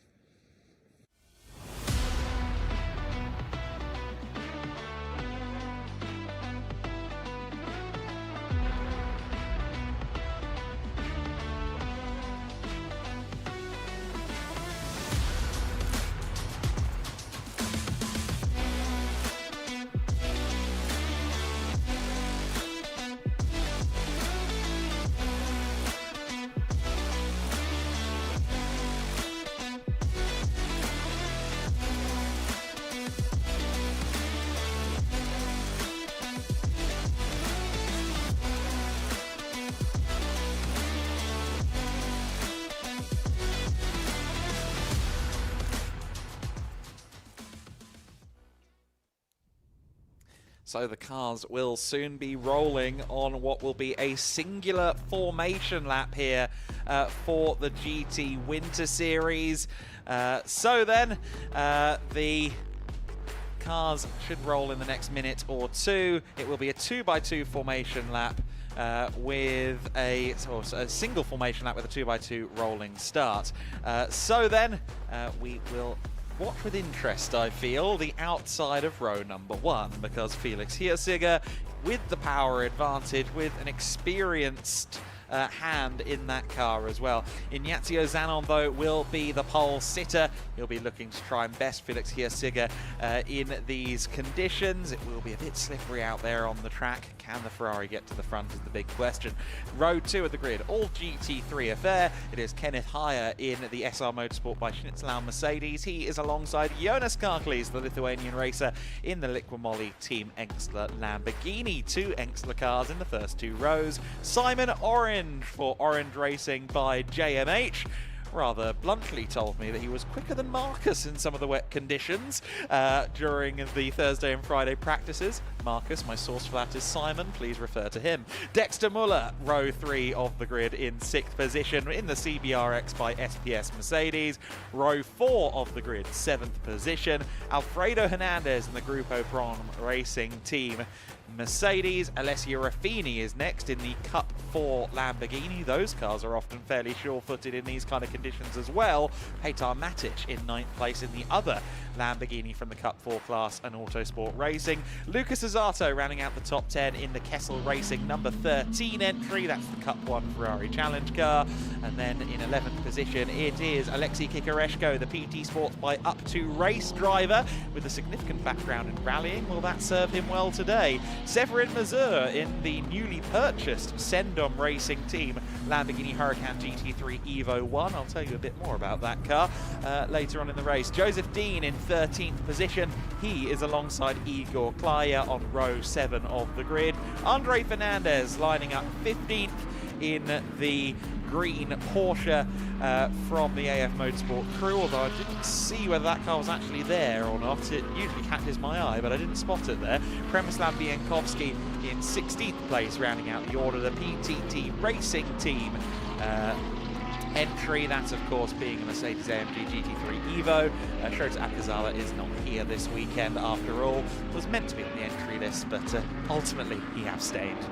So it does look like we are missing Andre Fernandez actually in the AF Motorsport Porsche 991.2 GT3R, which is very unfortunate. Cloudy conditions out there on the circuit. Hopefully it stays this way or better, because just about everyone, in fact everyone, is out there on slick tyres. It's going to be a slippery run down to the first corner though, Andy. They're going to have to watch themselves. Yeah, I'm a little nervous about that braking point for turn 1. I mean, I always am here at Estoril. It is a pinch point, and that was contact already, was it, between Zanon and Hirsiger. Hirsiger slithering into the side of the Lamborghini there as they're lining up 2 by 2 for the race start. So that goes to show just how snappy these cars can be on a cold, slick tyre on a damp circuit. So, yeah, hold on to your hats, everyone. This could be a lively opening lap. The GT Winter Series will close out day 1 of the action here at Estoril in the GEDLICH Racing Winter Series paddock. 16 cars set to take the start. Who will be first down to the first corner? Hirsiger with the power advantage in the blue and white Ferrari. Ignazio Zanon in the Lamborghini with the inside line, but that's looking kind of slippery. We'll see who gets there first. We're underway, we're racing, and it is predictably Felix Hirsiger who pulls ahead on the run down to the first corner. He'll have the inside line, he'll have the advantage under braking into turn 1, but Zanon with the downforce advantage will look to make up time in the following corners. Dexter Muller in a spin. Peter Matic was a bit late on the brakes as well on the inside in the Lamborghini, but Dexter Muller unfortunately dropping to the rear of the field. Through the following corners, again some tentative approaches, some wiggling, slick tyres on a damp track. You've got to be careful. Severin Mazur though gets right past Alfredo Hernandez. He had confidence with his left foot and got himself stopped to the corner. Well, I'm not entirely sure how everyone missed Dexter Muller's car as it was stranded in the middle of the road. That could have been pretty significant, but thankfully he's been able to continue, I believe, undamaged. This then the battle towards the front of the field though, and a dive up the inside. No, not quite close enough into the Parabolica interior. What about on the exit? Kenneth Hire then coming under threat here as they accelerate uphill and head towards the right-hander at turn number 7. That is Jonas Karklis's Liquid Molly liveried Lamborghini. He was in a spin in one of the races at Portimão a week ago, and looking to put what was actually a challenging opening weekend of the season firmly behind him. Peter Matic has put on a blinder in this first lap of the race. Not only does he lead Cup 4, I think he's 5th overall in the Super Trofeo Spec Lamborghini. Yes, he is. Matic, who we've seen kind of develop and learn this car in the Winter Series over the last couple of years. Once again, the experience of coming down here to Iberia, figuring out all of the different conditions that get thrown at us, seem to be paying off because he's had a very confident start in the wet. And at the front of the field, Ignazio Zanon was right on the back of the Ferrari challenge car, but then 700 horsepower is unleashed by the Trofeo Pirelli Ferrari Challenge Europe champion, and by the time they get to turn 1, Felix Hirsiger has gained a good couple of car lengths. It's one of those proper GT Winter Series cat and mouse battles, this, isn't it? The GT3 cars better through the corners, bit more downforce, bit more user-friendly maybe, but then you've got the Ferrari, which is just absolutely ballistic in a straight line, and that is going to make it a difficult car to overtake, I think. But yeah, Ignazio Zanon is well and truly up for the fight here, learning the car himself still, of course. Got a yellow flag, I believe, at turn 2, and this, I think, is why, isn't it? This is the 66 car that's off the road. No, sorry, 333, I beg your pardon. Off the road or on the road. And the 13 is very much off the road in the gravel trap, so that's been a drama at turn 2. That's in the same place, both cars there. They must have had a collision. The safety car is out on the circuit. The 66 is still on the road, just to confirm. That is Ignazio Zanon, so he's still there. But we now have the race neutralised. We'll have to see what happened there between Azato and Alessio Raffini. So Raffini, unfortunately, not having the best start to his weekend. Had some strife as well at Portimão as well. And now, of course, with competition in the Cup 4 class in the form of this man on screen, Petar Matic, he's now dropping points in the title that he and Milos Pavlovic are hoping to defend. Indeed, so Petar Matic really caught my eye at the start. He went right to the inside on the wettest piece of racetrack into turn 1, and I thought, oh, he might not stop that car, but he did stop it, thankfully. Managed to overtake about 3 or 4 people in the process, so he was well and truly up for the fight, and this safety car, of course, brings him right onto terms now with the leading contenders, so he might yet make more progress in another car that, as we know, tends to do quite well in a straight line. So Hirsiger leads them with Ignazio Zanon second, but as we saw therefore very much going with him before the safety car interruption. He leads GT3 with Kenneth Hire third. Overall, second in GT3. Cup 4 led by, as we said, Petar Matic. Here's a replay of the start. And Dexter Muller, I think, did that all by himself. I didn't see any contact. Just lost the rear of the car under braking and had that awkward half spin. And that's when everything seems to flash in front of you as a driver, because you just don't know if everybody else is going to avoid you, and your fate lies entirely in their hands. Thankfully, crisis averted, and he was able to carry on. Alessio Ruffini there, I think, was trying to pull out in front of the safety car to stay on the lead lap. I think that was a little bit of gamesmanship there, and the marshal said no. Look at that, that's a busting a move if ever I've seen it there from the marshal in front of the Lamborghini, but just making sure everyone stays to the right of the car. Dexter Muller has got some work to do, hasn't he, from now within the top 10, 9th overall in the CBRX by SPS car, but he will mostly just be thankful that losing that traction into the first corner, having a spin of his own making, didn't result in being in the firing line. He just pulled a few feet further back than I think either of us thought initially, and thankfully that meant he was off the apex.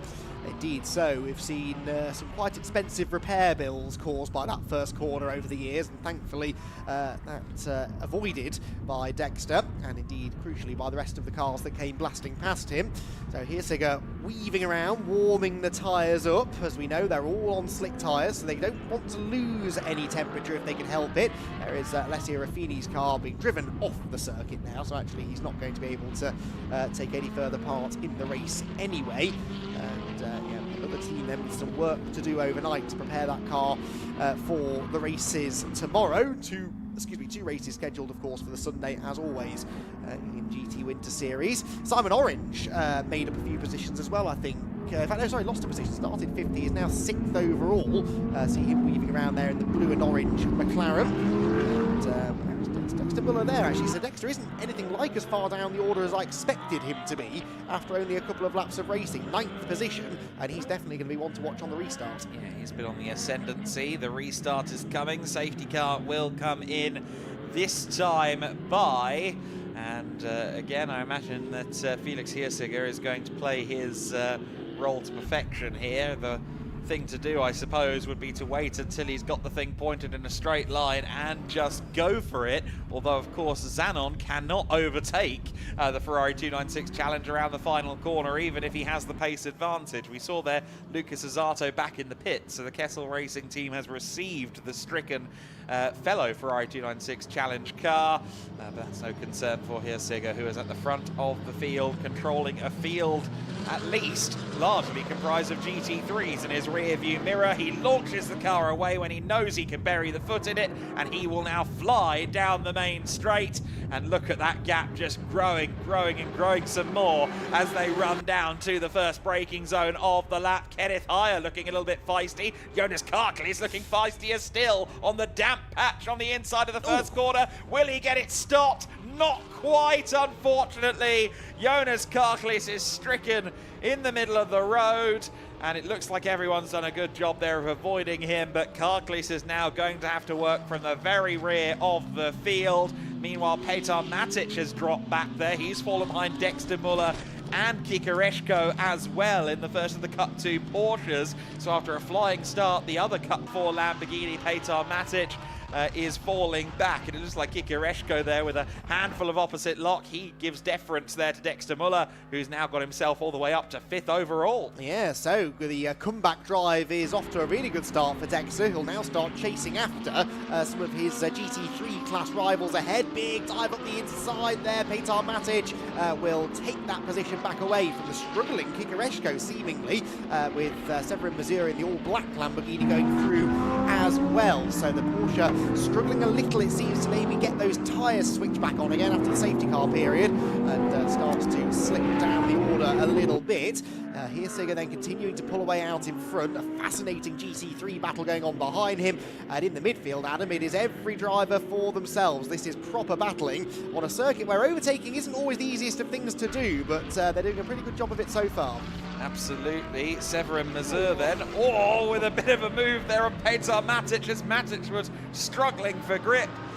Sidestepping all of that goes Severin Mazur and he continues to work his way up the field in his newly purchased GT3 spec car. Of course, we've seen him previously in Super Trofeo machinery. There is Jonas Karklis working his way past Przemysław Bienkowski. That's for P10. He's now back into the overall top 10 in the race, but will still be rather frustrated with falling down that far to begin with. Lucas Azato coming out of the pit lane as well, albeit a couple of laps down, as Alfredo Hernandez now gets himself past Kiki Reshko, who really does appear to be having some issues with the car underneath him in these conditions. At the front of the field, though, it is Felix Hirsiger by a second at the line, but that, of course, will come down here through the middle sector. The Ferrari will lose out to the GT3 spec Lamborghini all the way through the twisty section of this track, as we watch again the Cup cars falling through the field, which could be an interesting point as well against Hirsiger, because we are seeing his Cup comrades losing out to the GT3s, and we're seeing Jonas Karklis put on a stormer of a lap. He's now up to 7th overall, past Matic, past Karklis in the last few moments. That was really confident stuff as well under braking. He ran down the wet side of the road. The car was twitching around a little bit, but found a dry patch under braking, managed to make the move stick. So yeah, Jonas Karklis really fired up, I would imagine, after that spin earlier on, and managing now to regain a bit of the lost ground.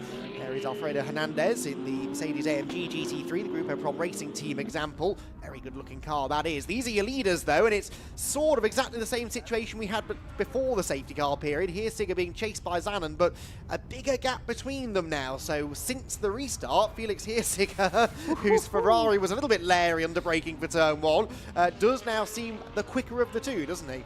Yeah, this is a really interesting case study, Hirsiger versus Zanon. Two different backgrounds. Zanon is not necessarily a pro driver. In fact, he is the AM of this setup, if I'm not mistaken, in this car in Italian GT, where they share together as a pro-am duo. But Michelotto, of course, a very quick driver as well. What we're seeing is two quick drivers at the sharp end, one in a Cup 1 Ferrari 296 Challenge, the other in a GT3 Lamborghini Huracan GT3 Evo 2. So I think this is a really fascinating scrap, because yes, we've seen this, as you put it, Andy, classic GT Winter Series dynamic before, often between AM drivers, but we've got two borderline pros, and we've got Igor Klyer, who has found the barrier there somewhere on the approach to turn 2, and the PTT Racing Porsche, I'm afraid, is stranded in the middle of the road, and inevitably the safety car has come out. And while that's going on, Severin Mazur slowing down. Now, those two were not on the same piece of tarmac, nowhere near it, in fact, so I don't think there was an issue or at least an issue between the two of them, but it looks as though Severin Mazur's Lamborghini is off the pace a bit there, whether he's just reacting to the safety car more so than the other people, I wonder. Yeah, he seemed to slow as the safety car boards went out, but whether that was the reason for him slowing, I don't know. Replay here then of what happened. Oh, that's a very bizarre way to lose control, and a huge hit into the barriers. It pops the door open there. Igor Klyer, that will have rattled him around a little bit, but very odd the way that the car snapped left there, almost as if something broke. But yeah, exactly what caused that, I don't know. It would be odd if it wasn't for all the damp patches. Yeah, I think true. Slick tyres with 510 odd horsepower, I can understand how it came to be, but yes, maybe there is greater mitigating circumstances than simply what we have in front of us. Either way, we saw Klyer moving after the crash as well, and that was a hefty impact. Severin Mazur. Is that a puncture rather than an engine? No, it is an engine, isn't it? Something has gone very wrong with the 5.2 litre V10, and that is going to be very frustrating for the Polish racer. It is, so you were right, it was an issue rather than him reacting to the safety car, and he looked like he had no power at all, just coasting into the pit lane. Let's hope that hasn't left any fluid down on the circuit. He won't necessarily be prioritising that thought right now, but the other drivers will thank him for having stayed off the racing line, hopefully, just in case that's what was going on. So, drama aplenty then in the middle part of this GT Winter Series race, and the safety car picking up the race leaders, and yeah, there is the Lamborghini, which is not going to make it into the pit lane. That will only now further delay a return to racing, of course. Yes, it will. That's very unfortunate. That's one of 2 cars that they have here this weekend, though. There is an Evo 2 spec GT3 Lamborghini also on site with the team. No, that was a tyre very much coming off the car, so I did think it looked like something was wrong with the rear right corner. Wow. Hence I didn't immediately say engine, but that's the most smoke I've ever seen a tyre produce, and in the weirdest circumstances I've ever seen. It looked like the tyre was just parting with the tyre and the rim were parting with the car. Yeah, it was the whole wheel assembly, wasn't it, has come loose, so that it could have been a failure. This deep into the race, you would imagine something has failed. If it had been loose from the start, that potentially would have been a situation that arose a little bit earlier. But anyway, yeah, dramatic. Good news, though, in a way, because that's probably a simpler and less expensive fix than a new engine, I would imagine. I haven't run the costs but on a calculator, but I'm fairly sure that's the case. So could have been a lot worse, and at least it happened at relatively low speed. Absolutely. We also saw Andre Fernandez joining the race, albeit quite a lot later.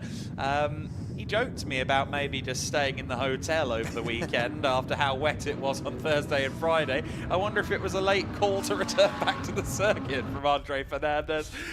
He is now out there on the circuit in the Porsche 991.2 GT3R, but of course this many laps down, he will not be a factor in the battles. As I said, if they do need it, they do have an Evo 2 spec Huracan there for Severin Mazur as well, but I suspect whatever failure that was, perhaps wheel nut or something like that, it shouldn't be too major. Interestingly, actually, you and I, Andy, are both probably familiar with the Lamborghini that Severin Mazur is racing, because in a previous life, in fact its most recent life before being handed over to Severin Mazur, it was racing in the GT Cup UK Championship with Paul Bailey and David Brabham. It was the stand-in car when the Brabham BT62 was having issues, and for much of last year it was their official car, or 2024 it was their official car. It's now been handed over to Severin Mazur, who thought only AMS had driven the car previously, and I had to tell him, well, actually David Brabham's driven this one a few times, so that was news to him. A nice little nugget of information for him. Oh, excellent. Well, there you go. If I ever had the time, and I really don't, but if I ever had the time, I'd love to do a bit of a deep dive into the history of some of these cars, because most of them have had multiple, let's say, careful owners, and yeah, some of them I'm sure have popped up in rather interesting places. And as I'm saying this, Adam, I'm realising you probably have at some point done at least some research similar to that. It's a fascinating subject, isn't it? The way that GT3 racing in particular has exploded all over the world now, and yeah, seeing where some of these cars have raced previously is an interesting way to lose an afternoon one day, I suspect. An afternoon. Felix Hirsiger continues to lead the field then under safety car conditions. We're yet to get any indication the safety car will be in anytime soon. Of course, we saw the Porsche still stranded on the inside of turn 2 a few moments ago. And will the Lamborghini still be there? I did hear a V10 firing up just a few moments ago. Okay, I didn't realise this was a problem. The safety car has caught the back half of the field. Everyone from 8th place Petar Matic down is behind the safety car on the main straight, so they're going to need to get waved by. Well, that's a slight added twist that I had hitherto not been aware of, and well, they're going to need to get those cars waved by fairly quickly, but I suspect they'll wait until after turn 2, where there's a stricken Porsche, to do it. Yes, I was a little confused that we hadn't actually seen the safety car at any point during this safety car period. This now at least gives us an answer to that question. That is, of course, the reason that we have this safety car. Well, one of the reasons, as it turns out, because we also have a Lamborghini that is stuck in the pit lane entry. So plenty of work for the marshals and recovery crews to do. A little bit of organisational work between race control and safety car driver required. It's going to be a real sprint to the checkered flag, I think, if and when we go racing again. Yes, hopefully it is a when, but yeah, it's been a day that's thrown obstacles at us at just about every juncture, whether it's from the sky, whether it's from race control. There's all sorts of stuff going on today. But Felix Hirsiger, I think, will be keen to get this race back underway. He'd be keen to try and effectively be at racing speed for as much of this as possible, because I think there is an amount of bragging rights when you're in a cup car against GT3s to say, look, I did it, beat everyone, easy. Certainly not easy.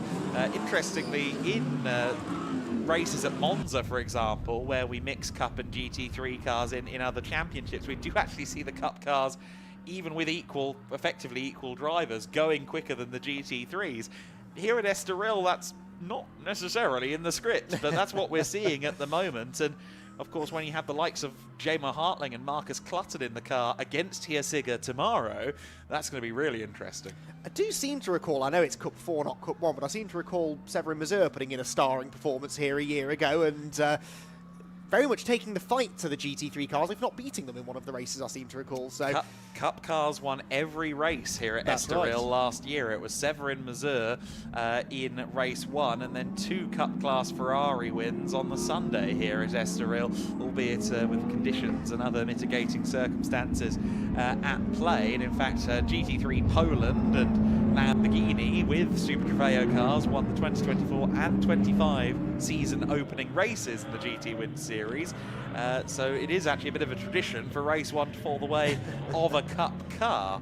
We'll see whether that tradition continues. It looks at the moment like we've got a Cup car in the lead, but we don't. And that's Petar Matic, who is a lap down and really needs to be waved by at some point. But I think probably the reason they're not doing that is because, again, they haven't recovered Igor Klajer's car yet, and they don't want to risk these drivers that are caught a lap down effectively right now from, you know, having a moment around the proximity of that incident. Yeah, indeed. So, weather report there says that it's cloudy but not raining. I agree. It is cloudy. It is not raining. The sun is actually shining through the clouds, turning into quite a nice evening. Hopefully we've had the worst of the weather, although we do believe there is more coming tomorrow. But for now, we have a drying circuit. Of course, tyre temperatures will be dipping now. They've been behind the safety car for a little while. And that's why, of course, you see the drivers weaving side to side, stamping on the brakes a bit to generate some core temperature in the tyre that radiates out from the brake discs in particular. But yeah, when we do go racing again, it will be a challenging situation to once again spot that braking point into turn 1 and get the car through the corner on now. Cold tyres and cold brakes. We've got 8 3/4 minutes to go. And it is Felix Hirschiger who leads overall, leads in Cup 1 as well. GT3 led by Ignacio Zanon in his GT3 Lamborghini Huracan. Cup 4 led by Petar Matic. And the only Cup 4 runner still going, of course, with the demise of Alessio Ruffini earlier on. Cup 2, I should say, led by Alexei Kikireshko, who had a really strong weekend at Portimão in Cup 2 as well a week ago. He's continuing that form very much into Estoril.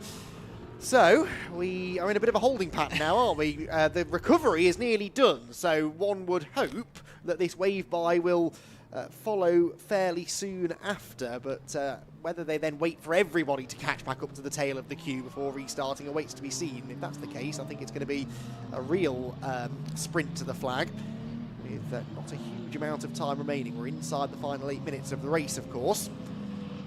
And, we are fast running out of time. Got to look there at the 17 car. That was the Andre Fernandez Porsche, the GT3 spec AF Motorsport Porsche, which, as we saw, was a late starter. And, well, even a broken clock is right twice a day. They have now done the wave through, and the safety car pulls to one side, and they will now pick up the race leader as soon as they can. You caught me off guard with that one, Andy. Well, yes, I can understand why they wanted to wait until they'd seen the Klajer car was all but recovered before they did the release. The real question is, how did the field end up split in twain to begin with? But we've now solved some of these problems, and hopefully in the next few moments we will get a bulletin say safety car in this lap, although I know sometimes we like to bunch everyone back together before we do that. So either way, we are going to see some racing here, I think, before the end. However, Felix Hirschiger, I think in a certain regard, will be somewhat relieved maybe not to immediately jump back into the racing, because at the end of the day, he's done this also last minute, so late last notice. He's had barely any time in the slick conditions all week, or well, all Friday, because he wasn't even here on Thursday. So this is all a bit of a learning process, and maybe he wouldn't mind just coasting to the flag. I don't think, though, that's going to be the reality. We will have one more lap by the looks of it behind the safety car, and then he will have to defend from the likes of Zanon, Kenneth Heyer, and indeed Simon Orange. And of course, for Kenneth Heyer, I think there's a measure of a chip on shoulder at the moment, because Jamo Hartling won a race last time at Portimão, but Kenneth's stints were a little bit skew-whiff. He had a big spin in race 1. There was some dramas as well in race 3. Managed to get himself really just in the wrong place at the wrong time, and lost a lot of positions at the hairpin on the first lap of the race in race 3, the pit stop race. So Kenneth will be keen to have a better run of things this time here at Estoril, a circuit where historically he does do quite well.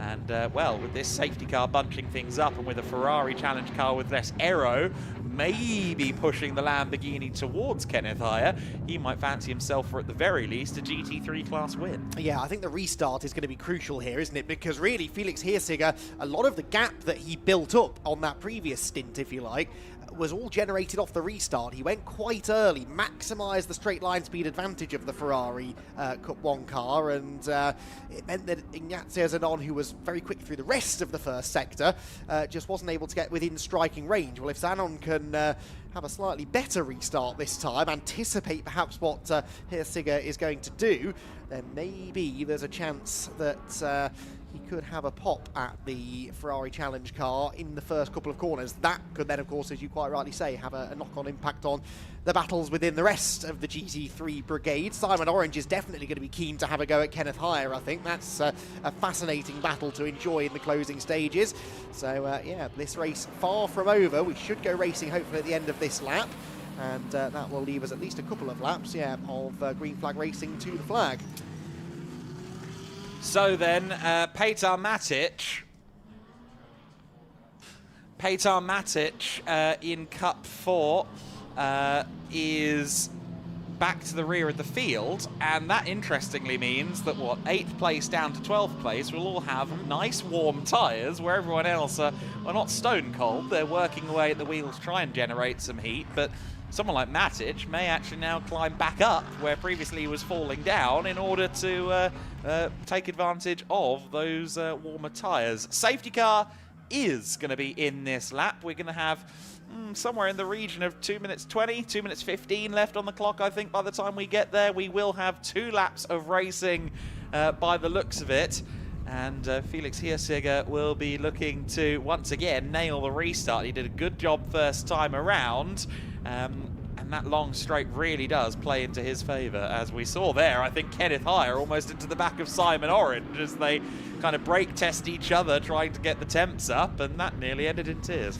Yes, that would have been a bit embarrassing, wouldn't it? It wouldn't be the first time I've seen things like that go on behind the safety car, but yeah, they managed to keep their distance for now. Of course, the reason you see that happening, like I said earlier on, they want to stamp on the brakes. That generates more tyre temperature, actually, than weaving around side to side. Weaving warms the outer bit of the surface, that's the word I was looking for, of the tyre, but to get that heat through the core of the tyre, that's why they accelerate and then stamp on the brakes. The brakes operate at such high temperatures, and that radiates out into the rubber, but you're not got your wits about you, that can sometimes lead to calamity. Crisis averted there, though, and we're ready for a restart. Like I said, crucial restart this for Hirsiger and for Zanon. If Zanon's going to have any chance of winning the race outright, and maybe give himself a slightly easier time and not have to defend from Kenneth Heyer, he needs to anticipate this restart a bit better. He needs to anticipate the restart better, and probably needs to quickly whisk the restrictors out of the engine, to be honest, but we'll wait and see. I'm interested in what Simon Orange can do from here. He's often very good when a race launches into life or back into life. I think he could be the danger man here. And don't forget Jonas Karklees behind Dexter Muller as well, working his way back up after that spin a few laps ago.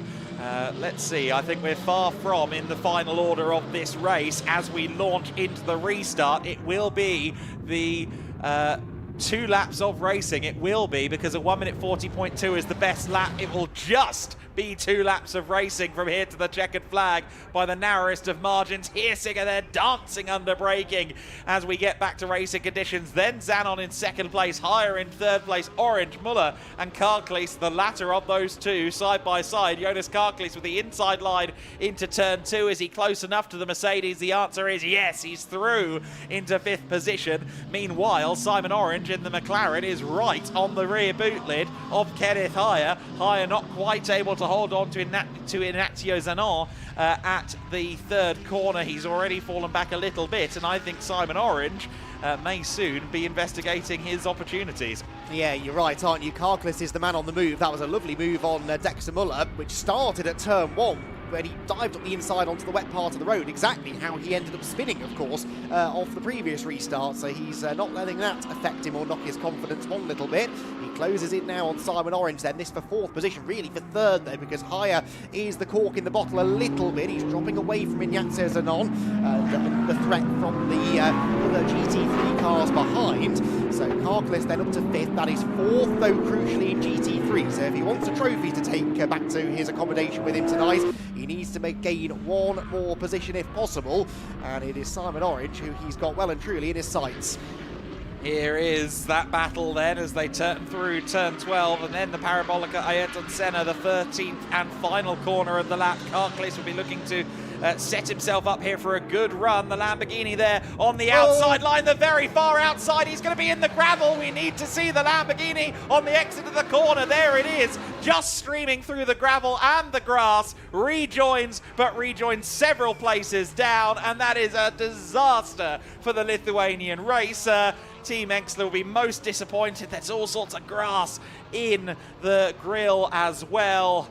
And the number 19 driver will not be happy with that one. But Orange now can try and focus on Kenneth Hire for the last lap of the race. Alfredo Hernandez having a spin.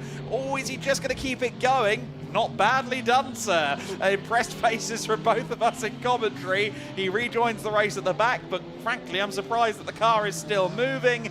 At the front of the field, Felix Hirschinger is well comfortable. Zanon looks comfortable in second place as well. This is where the move may come if there is one. Can Simon Orange find a few car lengths in the last corners of the lap? It may be a bridge too far from this far out, but who knows with how this race has gone. Well, that was remarkable. Simon Orange really pushing on. I'd be fascinated to see exactly how Karklees ended up out in the gravel. Was he squeezed wide, or did he just run himself out of road? I suspect maybe both drivers involved in that might have a different tale to tell. We're right on board here with Dexter Muller. The battle is going on ahead of us, though.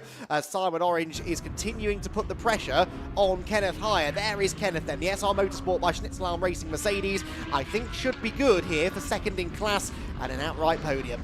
Meanwhile, Felix Hirschinger out of the final corner, driven away from everyone in the Cup 1 Ferrari 296 Challenge. That's why he's a champion, and that's why he's a race winner in the GT Winter Series. Liqui Team Exler take it with Felix Hirschinger at the wheel.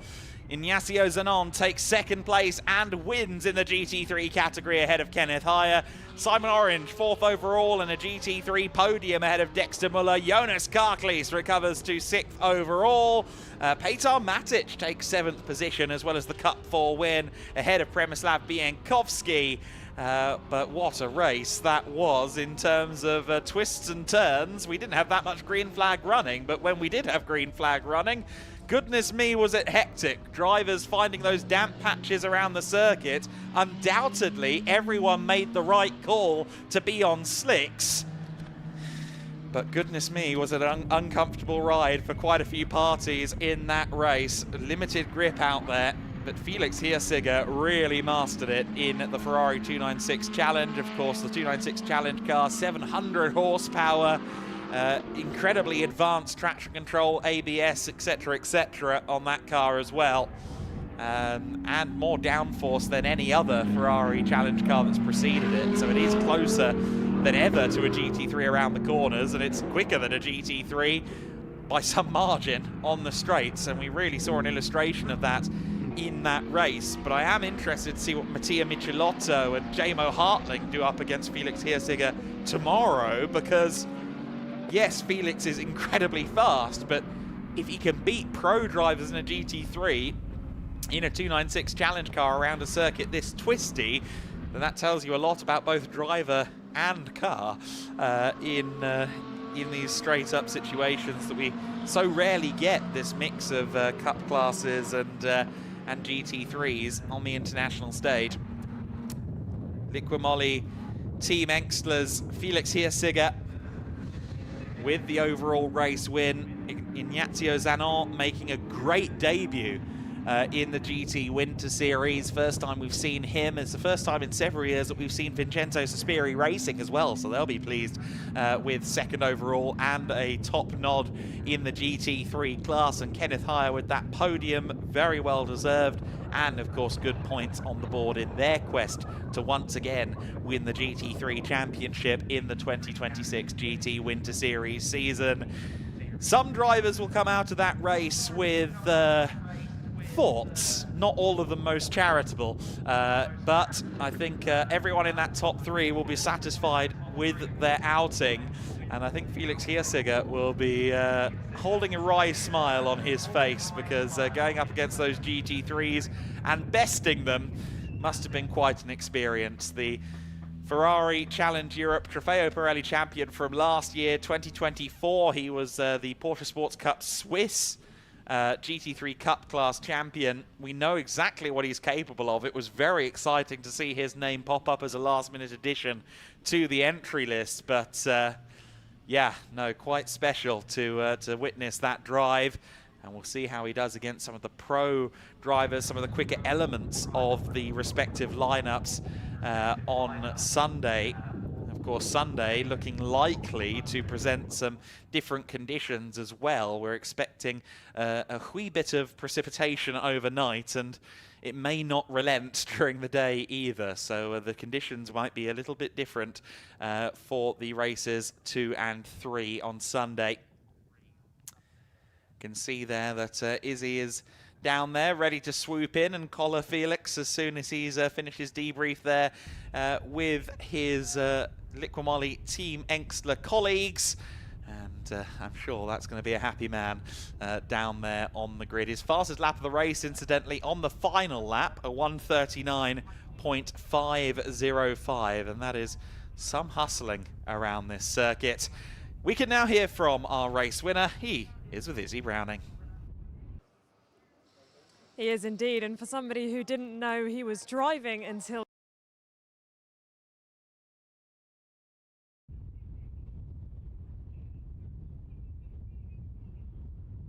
hopefully we can go back down to Felix Hirschiger in a moment. It looks like we've briefly lost connection there with the roving camera down in the pit lane, but hopefully we'll be able to rejoin Izzy and Felix Hirschiger in a moment.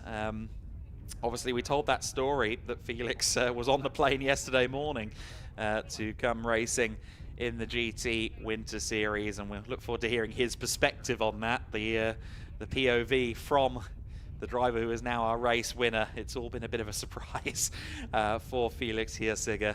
I think less than 48 hours ago, certainly, he was on a sofa somewhere, not expecting to be driving a race car. But yeah, Liqui Team Engstler with mixed fortunes in that race, of course. Jonas Karklis, the sister car, the GT3 Lamborghini, having some dramas. Let's take a look back then at some highlights of the first race of the weekend in the GT Winter Series. So the race got underway in 2x2 formation with the rolling start, and Felix Hirschiger using the power of the Ferrari 296 challenge car to streak into an early lead. Ignacio Zanon would be looking to use the downforce of the GT3 Lamborghini to close in. Dexter Muller, unfortunately, losing traction there into the first corner, just asking too much of the rear axle on a damp patch, and that sent him into a spin. Meanwhile, Lucas Azzato and Alessio Raffini, they made contact at turn 2. That led to our first safety car of the race. When we did get back to action, Felix Hirschiger did a great job managing it and immediately built his gap again. Jonas Karklis, brave on the brakes on a damp patch on the inside of turn 1, but unfortunately lost the rear and had to work his way up from the back of the field.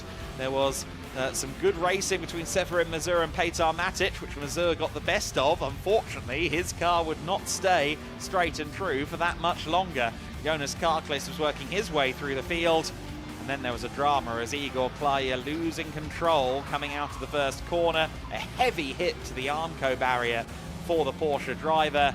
And as we went to safety car conditions, this was the moment that Severin Mazur found himself parting with his right rear tyre. Very bizarre to see a tyre go off in that fashion. That would cause a lengthy safety car, all of that drama, but we did go back to racing with 2 laps to go. Jonas Karklis immediately got himself to the inside of Dexter Muller to move back into the overall top 5. Then, though, he would go for 4th place at the expense of Simon Orange and drift way, way out wide at the final turn, trying to ask too much of a slippery surface on the outside of the corner, and fell back. Alfredo Hernandez in a spin that would ultimately put him to the rear of those who finished on the lead lap. At the front of the finishers, though, it was Felix Hirsegger. A commanding drive from the Liqui Team Engstler driver, beating out all of the GT3s on a twisty circuit. Not easy to do in a cup car. So then, Felix Hirsegger winning by 3.5 seconds over over Ignacio Zanon. Kenneth Heyer in 3rd place overall and 2nd among the GT3s behind Zanon. Simon Orange in 4th position, ahead of Dexter Muller in 5th place. Jonas Karklis in P6. Petar Matic in 7th position, the number 32 Autosport Racing Lamborghini. In 8th place, Przemysław Biankowski in the PTT Racing Team Mercedes. Alexei Kikareshko in 9th position, the Cup 2 class winner, ahead of Joseph Dean. Welcome to the GT Winter Series, Joseph Dean. With a top 10 finish. Alfredo Hernandez in 11th place, ultimately recovering. Lucas Zato, despite being in the gravel earlier on, finishing in 12th.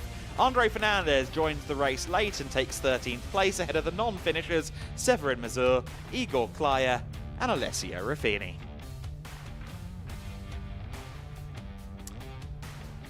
Well, a dramatic race here in the GT Winter Series, and a rather beautiful evening has blossomed for what has been a difficult weekend, or a difficult Saturday here in the Winter Series, with a lot of wet conditions greeting the Formula drivers. It's gradually dried out since then, but certainly we started off with slippery conditions, and everyone has had to contend with limited grip since then, even if we have been able to lean on the slicks for this GT Winter Series race. Certainly some great drives in these tricky conditions, and I think everyone is now tentatively glancing up at what Sunday is going to do. The weather radars have told some pretty soggy stories in regards to Sunday's weather so far, and we wait with bated breath to open the curtains in the morning and see what we're going to be offered. But no matter what, we will do everything we can to bring you a fabulous show on track and off track on Sunday as the Winter Series rolls on here at the legendary Circuito Estoril. If you are just joining us, the racing action has concluded for today, but of course tomorrow we will be back bright and early with a full program of racing with the GTs, the GT4s and the Formula classes as well. It's going to be a thriller in, hopefully, conditions just like this. As we say, it's blossomed into quite a nice evening. We're just hoping that we do get to see the sun here at the Cascais region of Portugal when we wake up in the morning, because the radars are telling us a little bit of an interesting story. Of course, teams like Sendom Racing Team, they will be keen to get their car sorted. I'm interested to see actually whether they hit the button to bring the GT3 Evo 2 that they have in the garage out, or whether they do stick with the Evo 1 spec car. That would be a really interesting little tale that we'll keep our eyes pressed on. But we look forward to seeing how that one pans out a little bit later in the Sunday broadcast, and hopefully the Evo 1 car that they've been wanting to use this weekend does indeed continue to race with us. Either way, they've got a spare, so they'll be on the grid on Sunday. Severin Mazur, who of course is a returnee, albeit with a new team, that Sendom Racing Team outfit, and we look forward to seeing him on the grid. So, Ignacio Zanon, of course, will be claiming the top nod in the GT3 class for VSR. They have won their class previously in the Winter Series in the Cup 4 class for Lamborghini Super Trofeo cars. In fact, no, it was the GTX class back then. It was the 22-23 GT Winter Series season where we previously saw VSR running a Super Trofeo spec Lamborghini before the Cup 4 class was established specifically for it. And yes, well, that is the first time we've seen the team running a GT3 spec car, and they've ticked a box. They've got a win at the first attempt, which certainly will satisfy Vincenzo Spiri and co.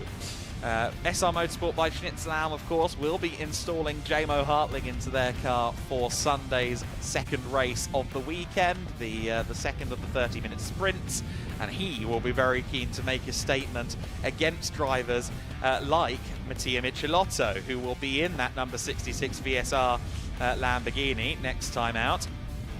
Michelotto, a driver with quite the history in Lamborghini GT3 cars, 2021 Lamborghini Super Trofeo World Final winner, an Italian GT champion back in 2019, and indeed, of course, the reigning Pro-Am champion in the Italian GT Sprint division. And again, the more of these drivers, like himself, like Marcus Clutton, the more of them in the rear view mirror, the more of a statement you're making in the GT Winter Series to say, get me in something fast in the summertime and I will continue to win races and championships. And that's certainly going to be the mission statement for Jamo and indeed for Kenneth Heyer, whose focus at this stage of his career really is more on developing drivers like Jamo Hartling.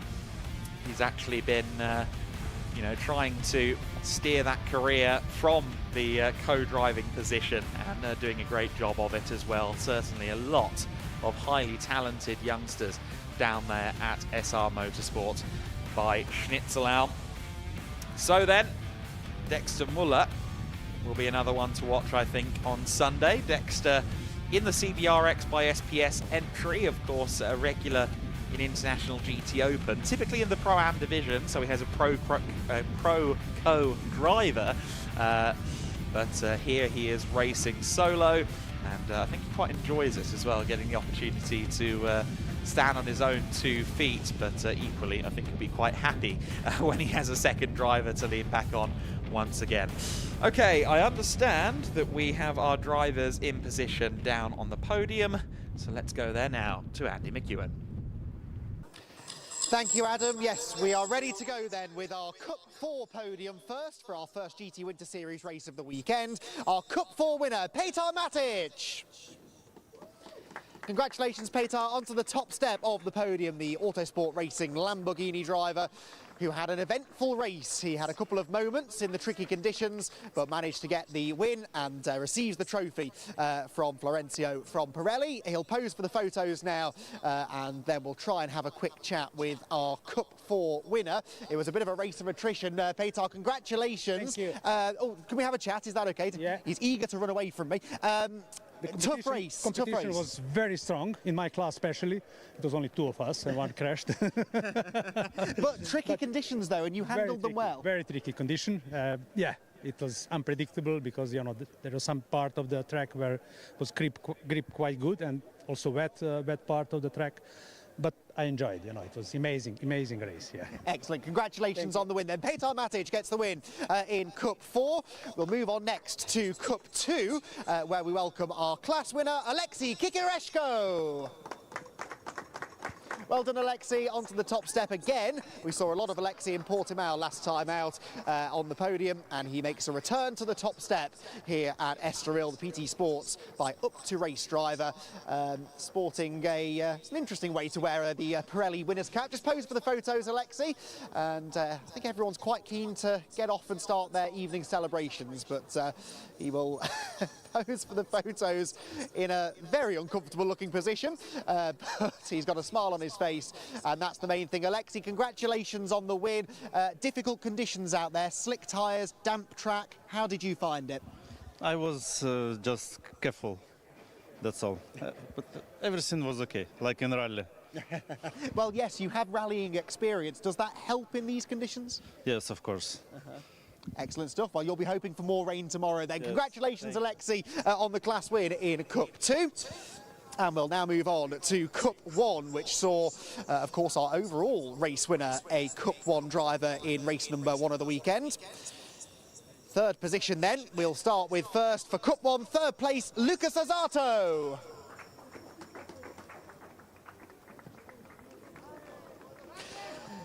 The second step of the podium then for AF Corsa's Joseph Dean. Well done, Joseph. Second step of the podium for him, but it's an outright race win and a win in Cup 1 as well for the Liqui Team Engsler car of Felix Hirstiger.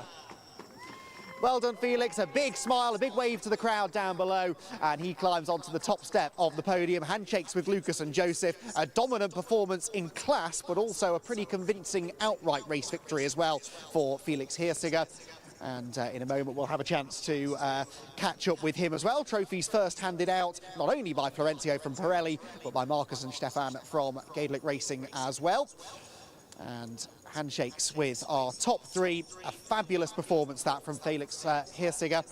And he'll be looking to try and continue winning ways again in tomorrow's 2 races. We could have even wetter conditions on Sunday, we've been told, and who knows whether that will play into their hands or not. So, photos, I think, just about done. Let's have a chat with Felix then. We weren't able to talk to him downstairs. Felix, come down here. You're a little bit taller than me.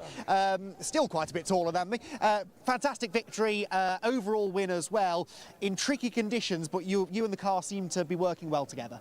Yeah, I mean, I love the 296 challenge. It's been a very, very good car to me, and it's very capable. That's what we've shown today. Team did a perfect job in setting it up. It was all good. My first few laps in the dry this morning in qualifying here. So very happy about that. And thanks to my partner Neupak as well for getting me here and supporting this all. It was all very last minute, wasn't it? Do you find it difficult to get into the right mindset? Clearly not, because the results are there straight away. No, it's I've been getting used to it. And Luca, the team boss, always tells me that this is motorsport, so I have to deal with it, yeah. Well, congratulations then. Felix Hirstiger, our overall and Cup 1 race winner, and he will be a very, very happy man here after day 1 at Estoril. One more podium to do. It is the GT3 class, and fantastic scraps in the GT3 category throughout that race, and our top 3 drivers were very much in the middle of those battles. We'll start then with our third place GT3 driver, Simon Orange. Well done, Simon. Third step of the podium, and another fighting drive from the Orange Racing by JMH driver. Second position in GT3, Kenneth Heyer. Kenneth with a podium and making up a little bit for what was a troubling weekend, I think, at Portimão last time out, with a second place finish in class. It is, though, a win on debut in the GT Winter Series for Ignacio Zenon. Well done, Ignacio, onto the top step of the podium, and the VRS driver with a really, really strong performance, flawless performance really as far as the GT3 category was concerned. He had the pace advantage in that race, did his best to go after Felix Hirstiger, but in the end had to settle for second place overall, but a class win, and he will be very, very pleased with that. So, Ignacio Zenon, Kenneth Heyer and Simon Orange will again pose for the photos, and I'm very keen to have a chat with Ignacio, who I haven't spoken to for a few years. Ignacio, pop down here so we can have a little talk. This is Italian. The last time we spoke, you were racing a Ginetta, I think, around Donington Park. This is a bit of a step up, isn't it? How are you finding it? Yeah, you have very good memory there. It's been a couple of years back, but finding it very well. You know, the Ginetta forms you well, and your basics on driving, and then you can bring it on to first I did Super Trofeo and now GT3, so finding myself quite well. It's tough competition out there, and of course you're racing against cars in different classes, and the Ferrari Challenge car has its advantages. I know your main focus is to win in GT3, but off the restart there, it looked like you had ideas of going for the overall win. Yeah, 100%. We wanted the overall win. You know, it's a shame we had 2 safety cars that we couldn't really push and have a good fight. But in these conditions, the horsepower helps, you know, in tricky conditions. So they had the advantage, but you never know for tomorrow and the third race.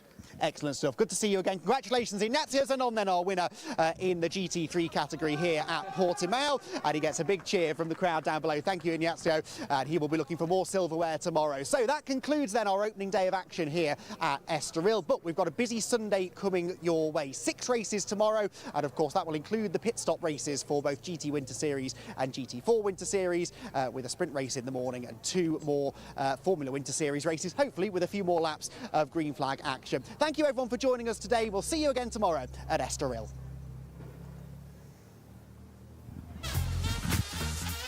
We are racing in the Formula Winter Series for the 2nd weekend. 1.3 seconds. It does get a mighty run outside of the final corner.